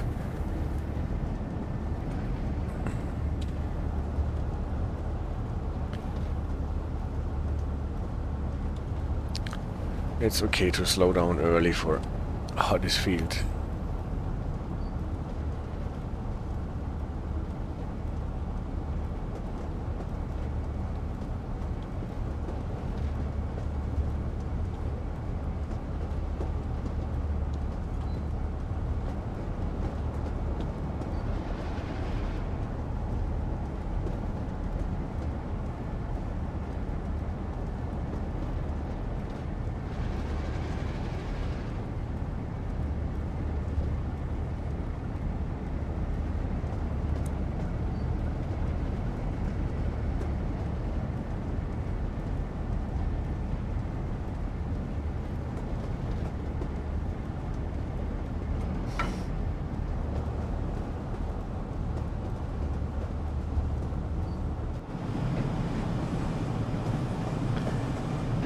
And Huddersfield.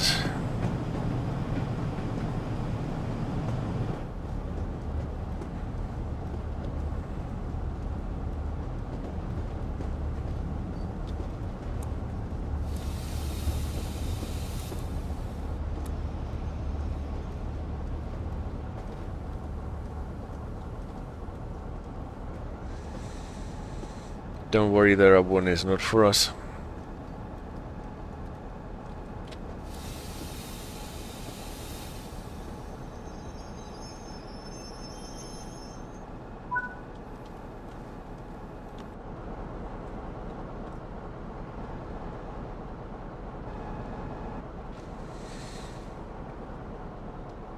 And we have a clear sky again at Huddersfield. Now we're starting then into the tunnel.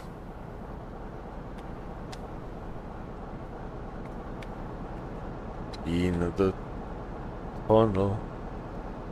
The dark, deep tunnel.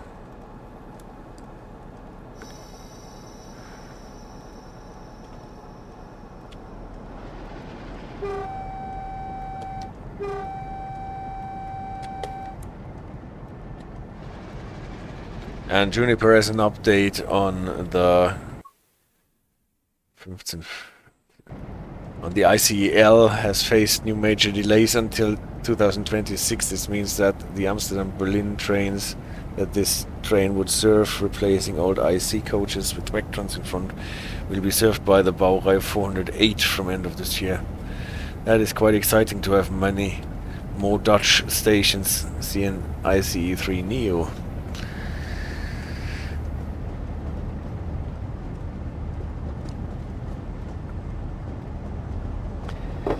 Yes, the ICEL and the Talgo trucks. For that reason alone, we need to have a Talgo train in the simulator.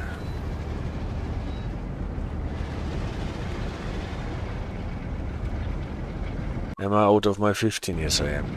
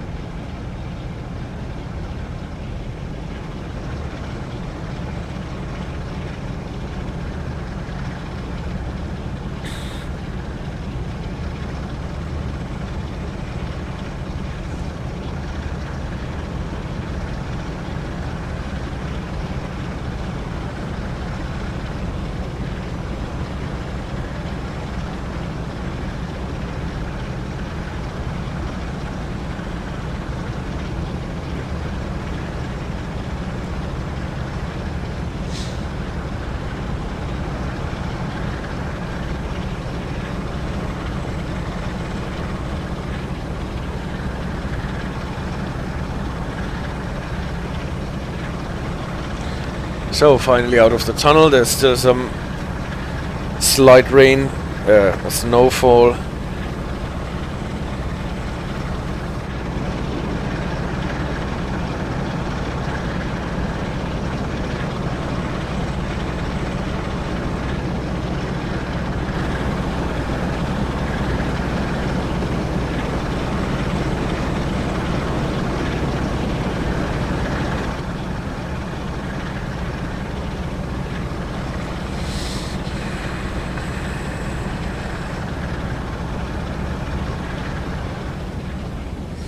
Around here we should get the increase to 60, but I'm not entirely sure. Yeah, we're not very there.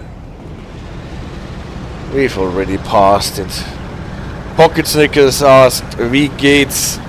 Well, we're keeping up. Nice to have you on the stream. Long time no see. But very happy that you're here again.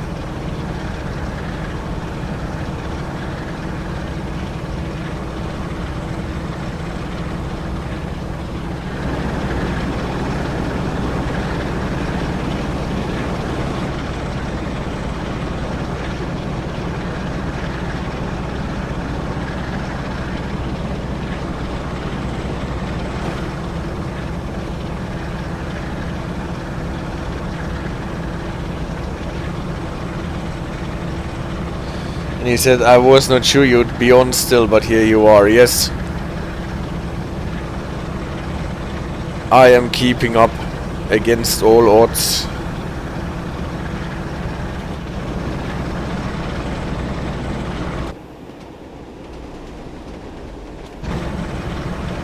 Many things come and go, but Tiger running trains on Sunday night.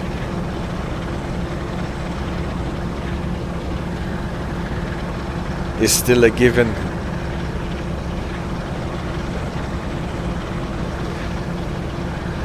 Now that the Caltrain franchise has terminated, for example, has been terminated.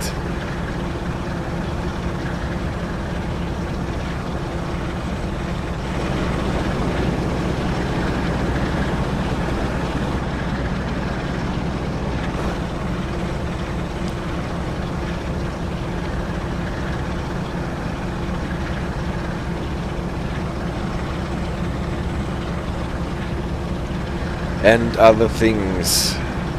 So, do I need to slow down soonish? I think before we get into the tunnel up on the grade, I will have to slow down for Marsden. Yes, that will be 55 and then 40 before we go into the tunnel. Well, uphill we can do that, I guess.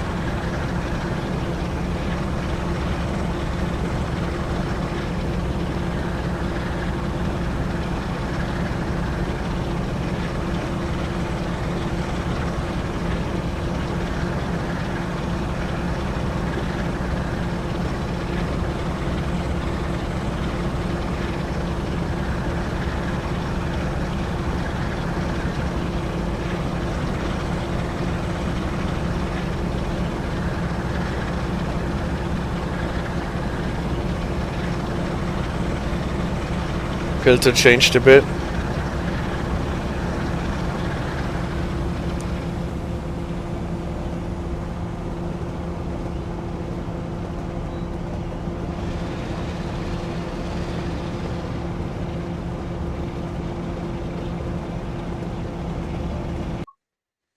Slaithwaite. 3 miles before we get.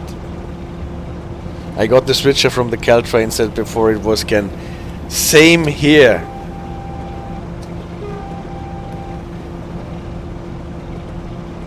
Slowwit. Oh no, it doesn't say anymore. We have to look at it.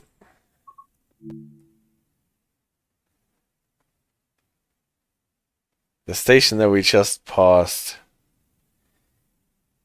is pronounced Slowwit.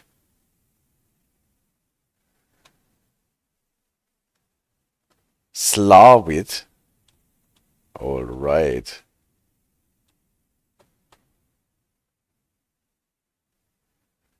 Is that Gaelic then? Slawit? Slowwit? Well, Slawit. Old Norse. Oh. Slawit sounds better than Slowwit. I wouldn't want to live in a town or in a village that's called Slowwit.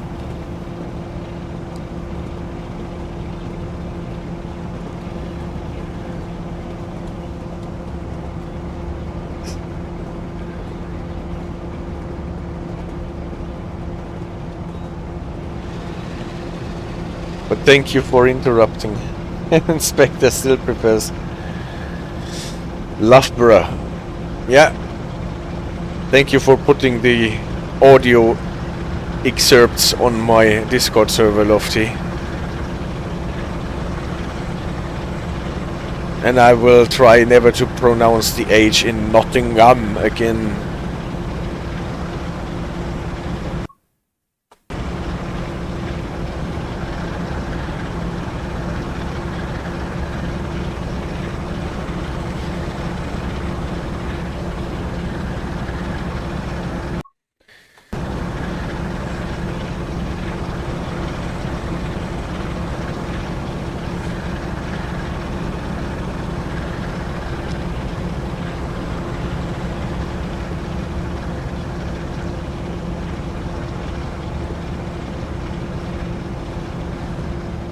Yes, I really liked the scenario with the switcher. I enjoyed this locomotive a lot. I used it in 1 or 2 Caltrain videos, and the scenarios are really ingenious.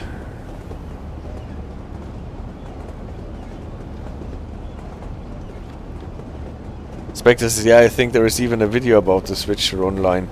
So the thing is, I owned the switcher on Epic for quite some time, but I even bought it on Steam before it came off stock, just to have it in case that I ever have to switch to Steam, because I bought some of those bundles that had been on offer a couple of months ago, or years even in the meantime. So I had the Peninsula Corridor and I had the Baby Bullet.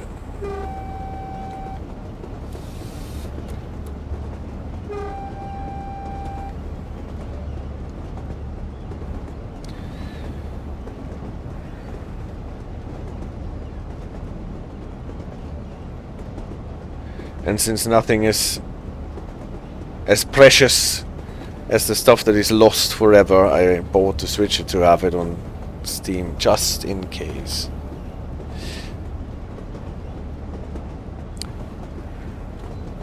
Inspector says, teach your kids the love of train simulations and then they'll never have money for drugs. Well, problem is that a lot of people who are using drugs don't have the money for it.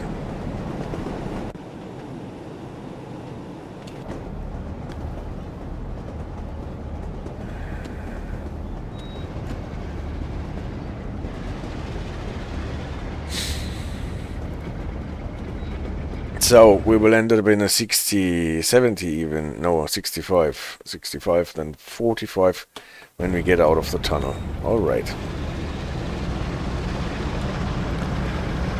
And we're not stopping before Stalybridge. In case this is not pronounced in a similar arcane way. Yes. So, how do you pronounce the stally in front of the bridge?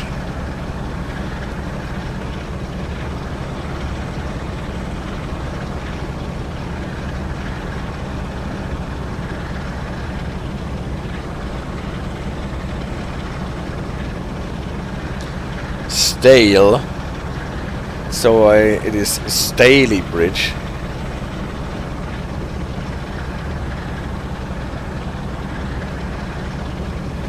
Yeah, it's much nicer, Stalybridge.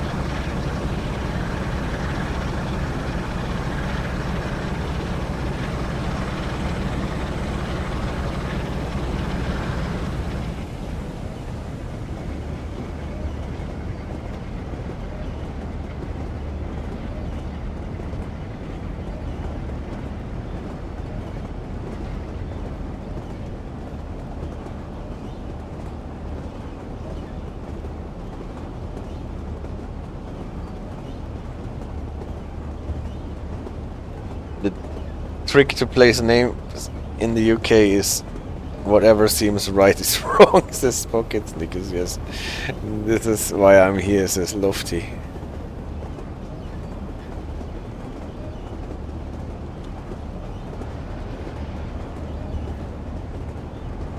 So how far until I have to slow down a bit? I think I can let the train coast. Staley.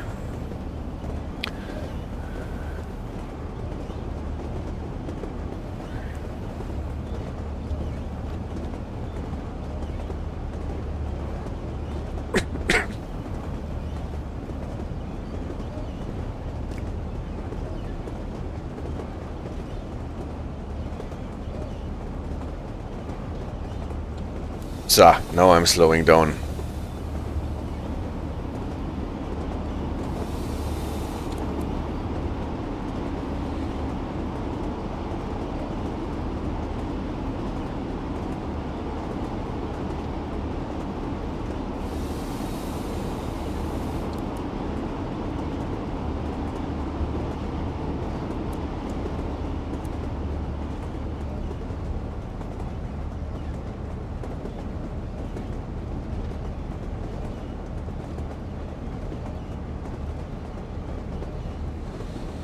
Trick with breaking those trains is always break hard, release early.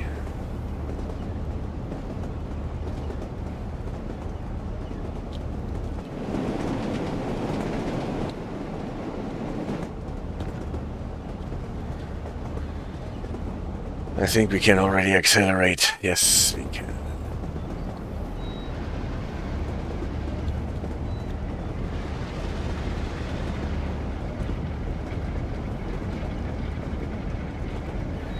To 60.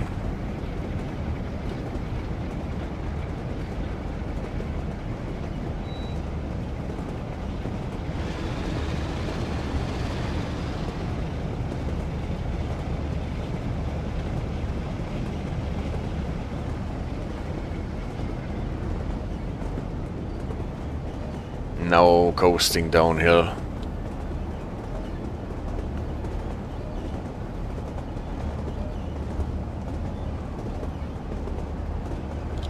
When we get to Stalybridge, is there another reduction? It says so. Yeah, the 50 before we get to Stalybridge. I live in an area, says Pocket Snickers, where there are tons of French place names, but only half of them are pronounced correctly. Like French.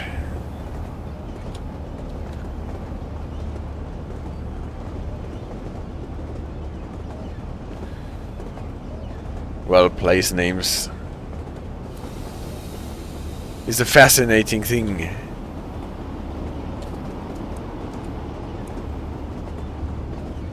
Scottish names that we had on the 5 circle line.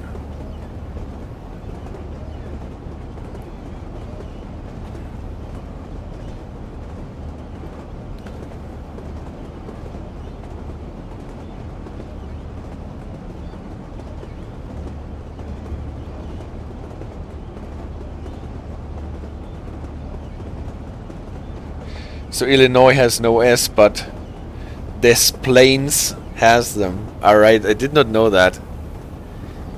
That the Des Plaines once the S is pronounced.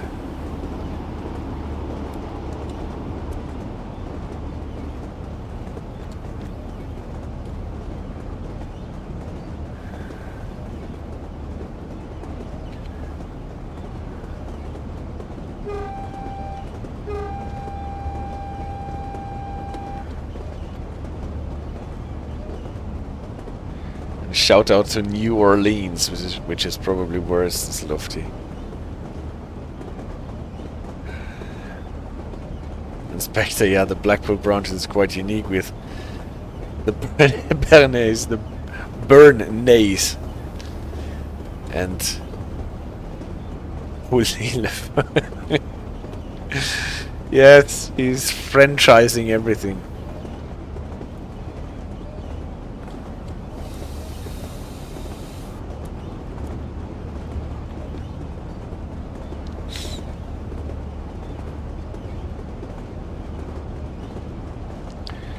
How long to the 50? No, that was actually changed. We're not getting a 50 before we get to Stalybridge.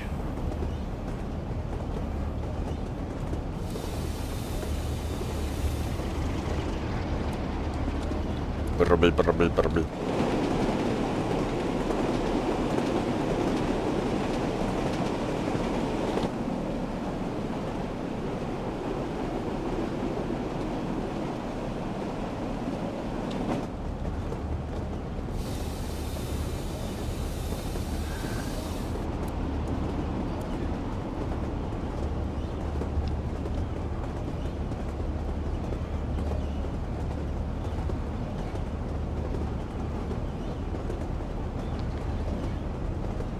I love those old banner repeaters here.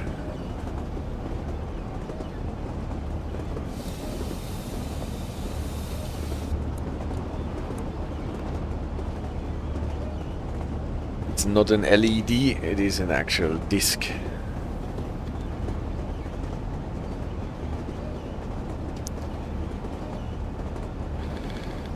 At least they actually speak French in New Orleans, unlike here's his pocket snickers. That is true.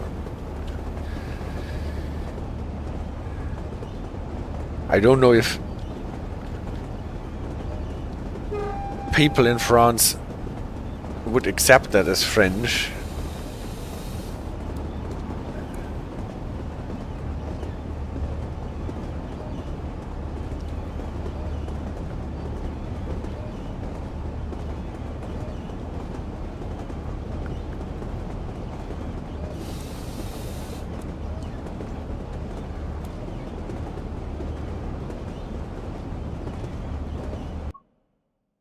Ah, Stalybridge, we have to go in the 15th, so I think. Did we do that before We actually do that before Stalybridge. When coming out of the tunnel, I remember, yes.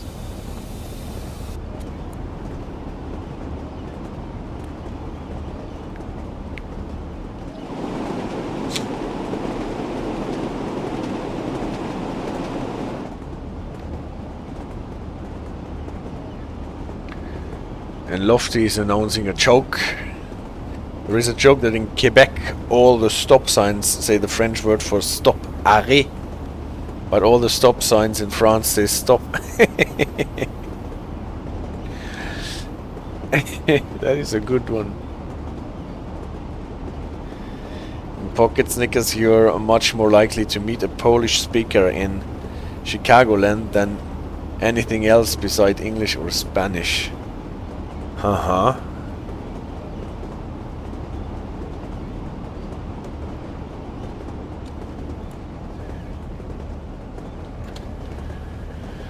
Ah, so many places. That would be so interesting to travel to.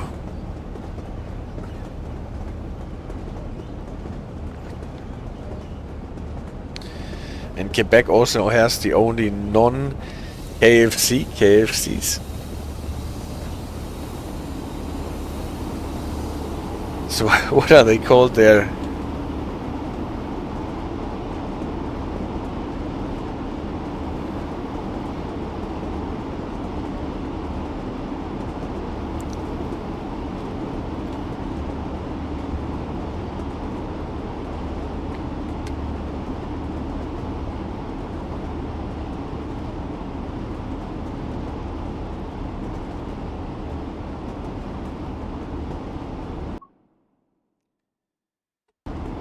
Ah, poulet frites Kentucky. PFK. How beautiful.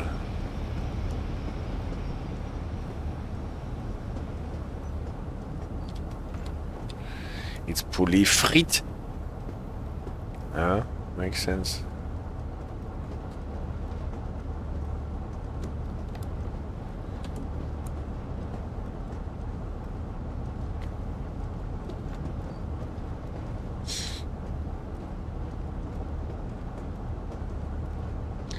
And I was thinking something like poulet grillé québécoise.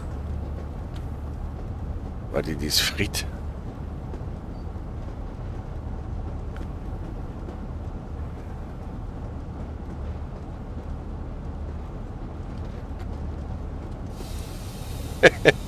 Inspector asks if they also have roi burger.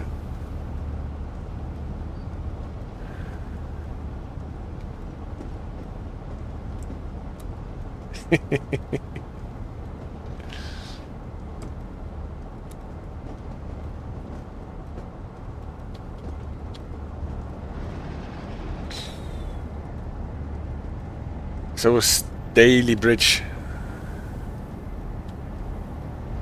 Why do we have to be so slow when entering Stalybridge?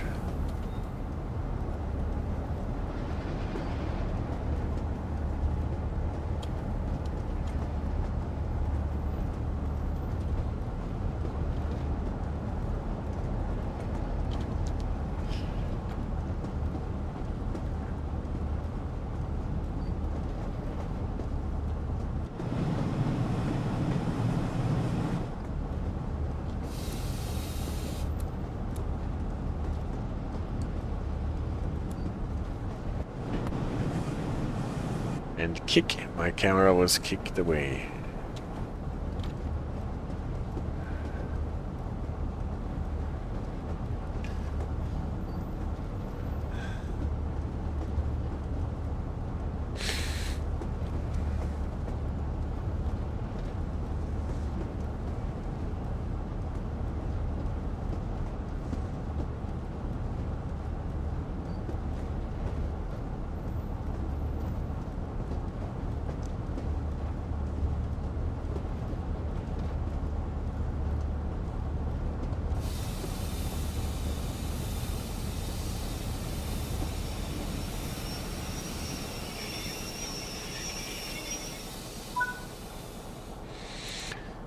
And here we are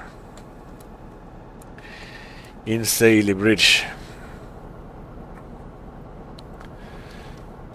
Ran slightly past the signal.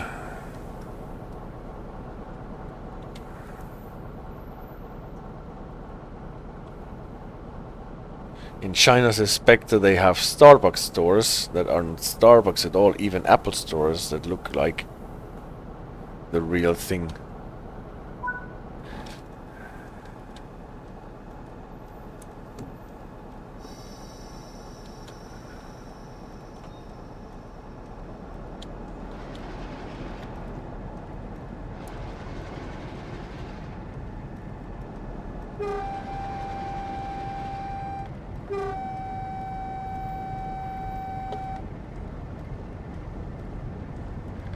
And here we go, last leg 7.3 miles to Manchester, Victoria. And then we are done for the day.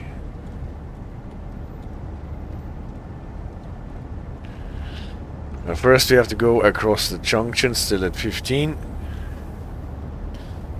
I always wondered where you get when you go straight ahead at this junction, and I never looked it up.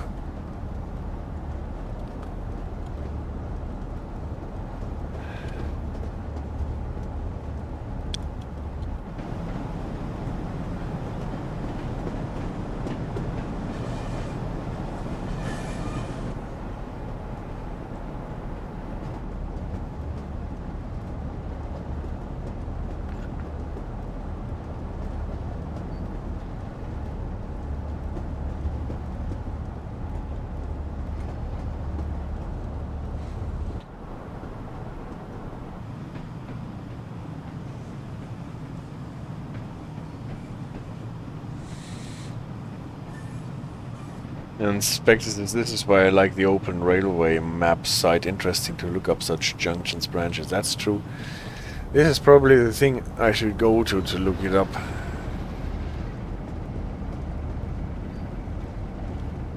I usually went to the sectional appendix,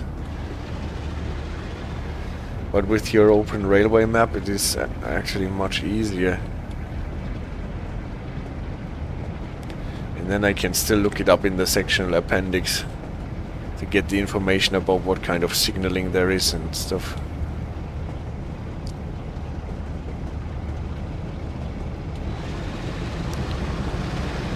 So I think we're in a 50 section that will increase to whatever, 65.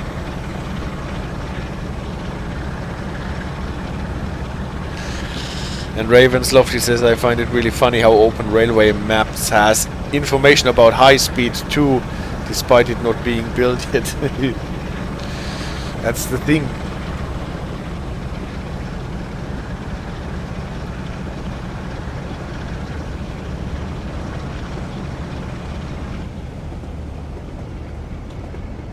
So do we have to pass this tunnel before we get an increase? No. Oh, what was it? Ah, now it is the 50 limit. It was 75. And now it is 50 and then 60. And before we get to park, it is 45.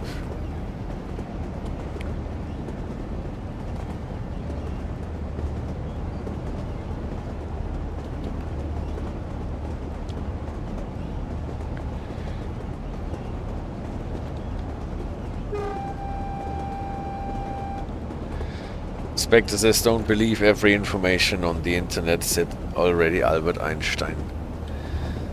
Yes. Don't believe everything you're told.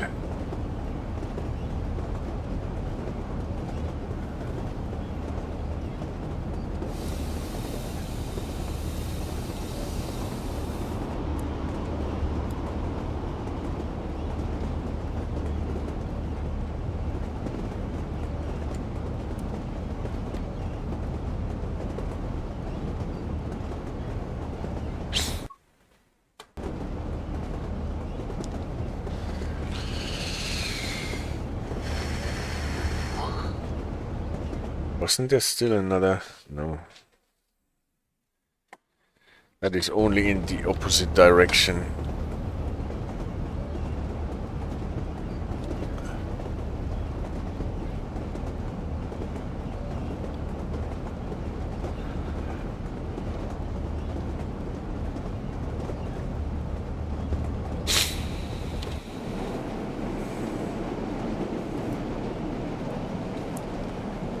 And so much for my clear sky.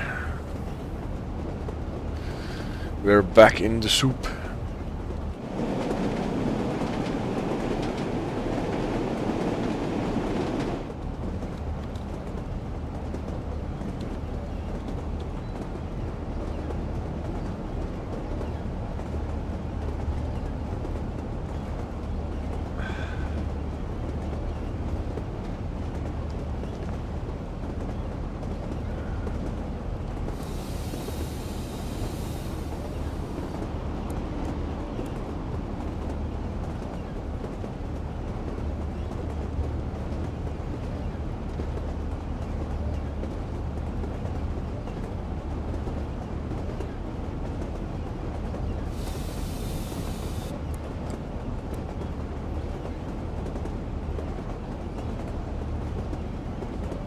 Isn't here the increase to 60? No, there is no increase to 60 at all.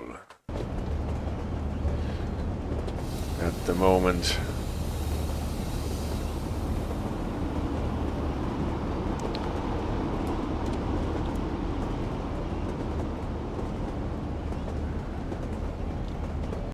Aha, we just passed it. Just missed the sign if there ever was one. Probably because of all those beautiful externals.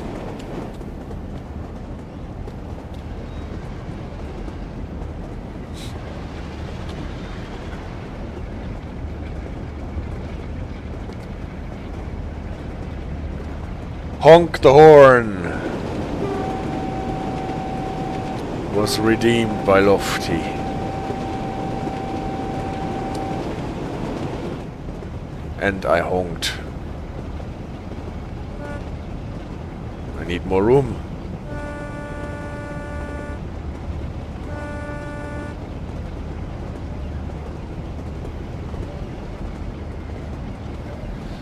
So, soon we will see the high rises that announce park, and I think this is where we slow down to 45.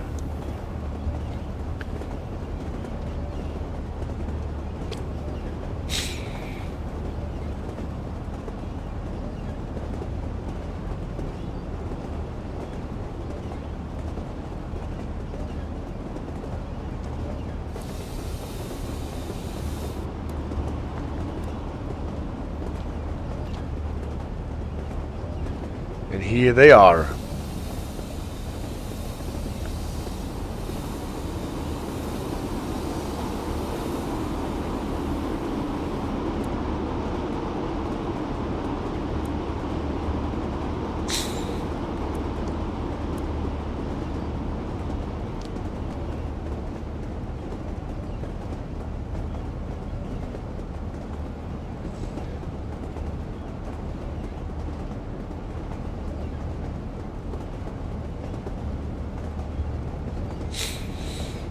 Beautiful old junction signals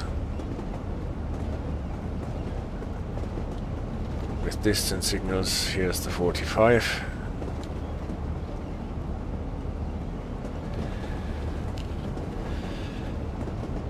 And then we have to prepare for a further slowdown to miles platting.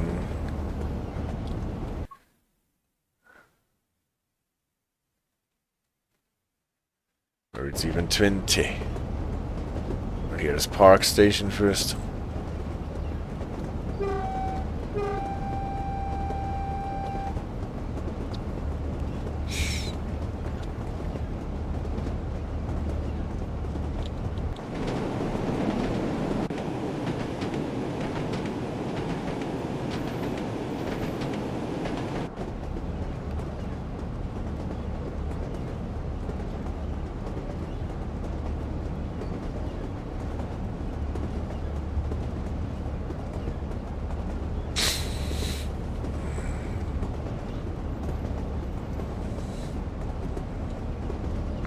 According to my rusty route knowledge, the 24 miles platting starts almost at the platform.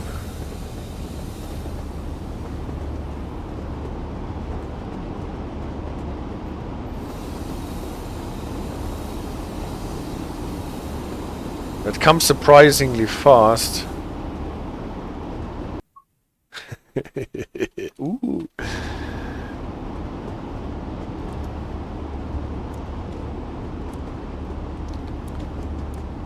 That was late on the brakes.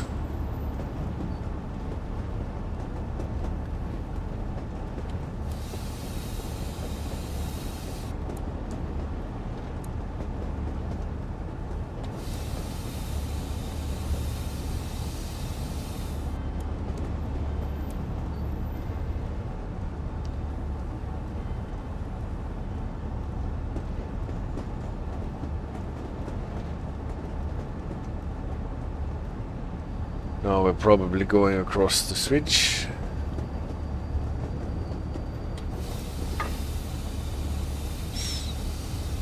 And we need to get out of the switches to be able to accelerate to 40 again, I think.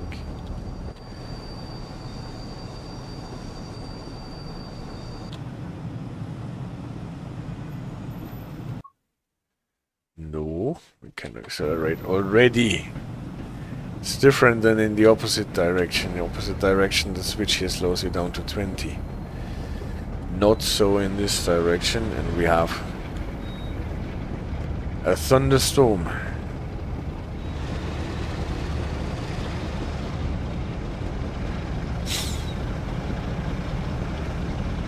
And then it's a slowdown to 20 and 15, if I'm not mistaken.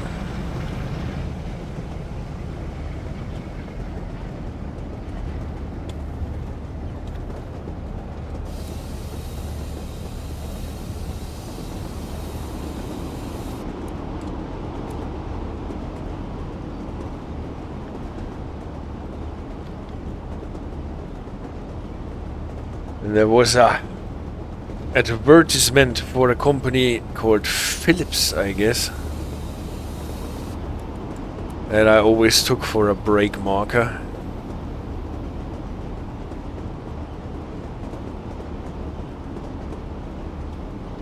But it's not the electronics company Philips, but don't know what they... Here there is Philips. Do they do suspenders or tubes or whatever?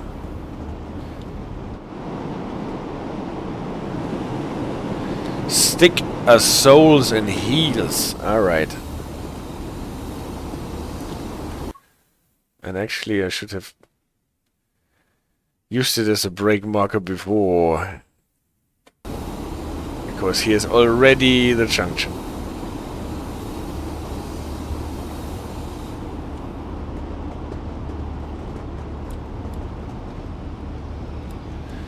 Well, my route knowledge needs an update.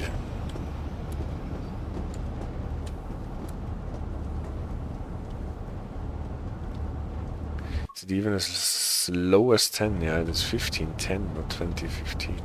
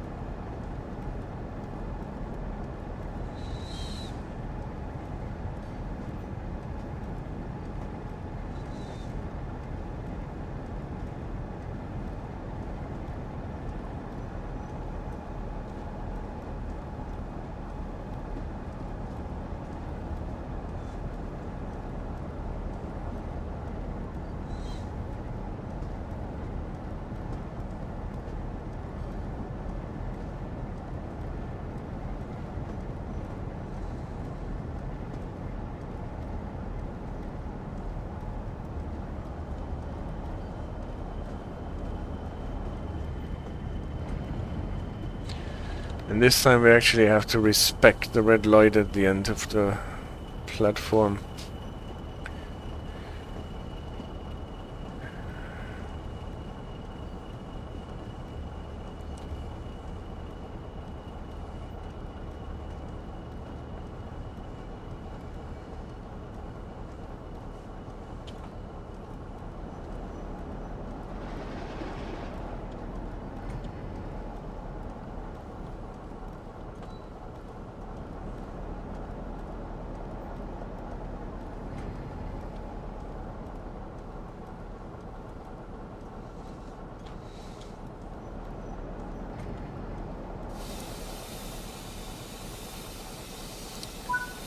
Well, and here we are, ladies and gentlemen.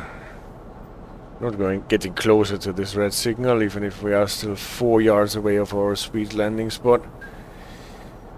We arrived at Manchester, Victoria in one piece, 2 minutes late or something. But anyways, it's an old 45.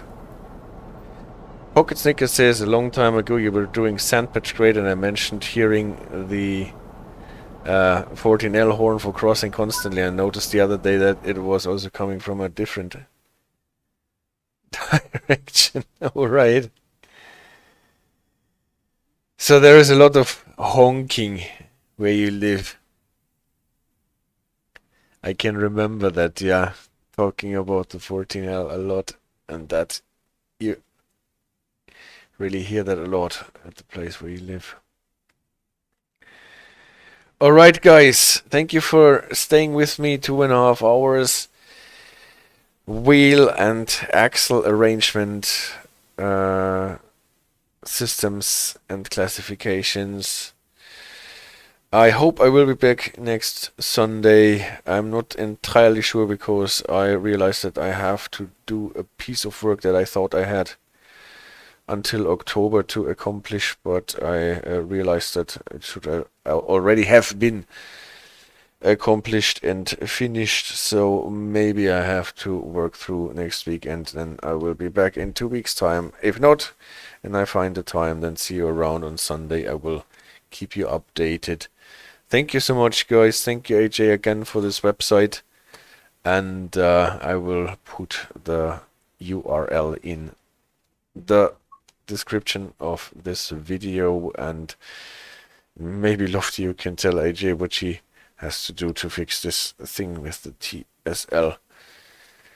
Guys, thanks so much, thanks for the support. Be nice to each other in those weird times that we're living in, and have a great time. Bye bye.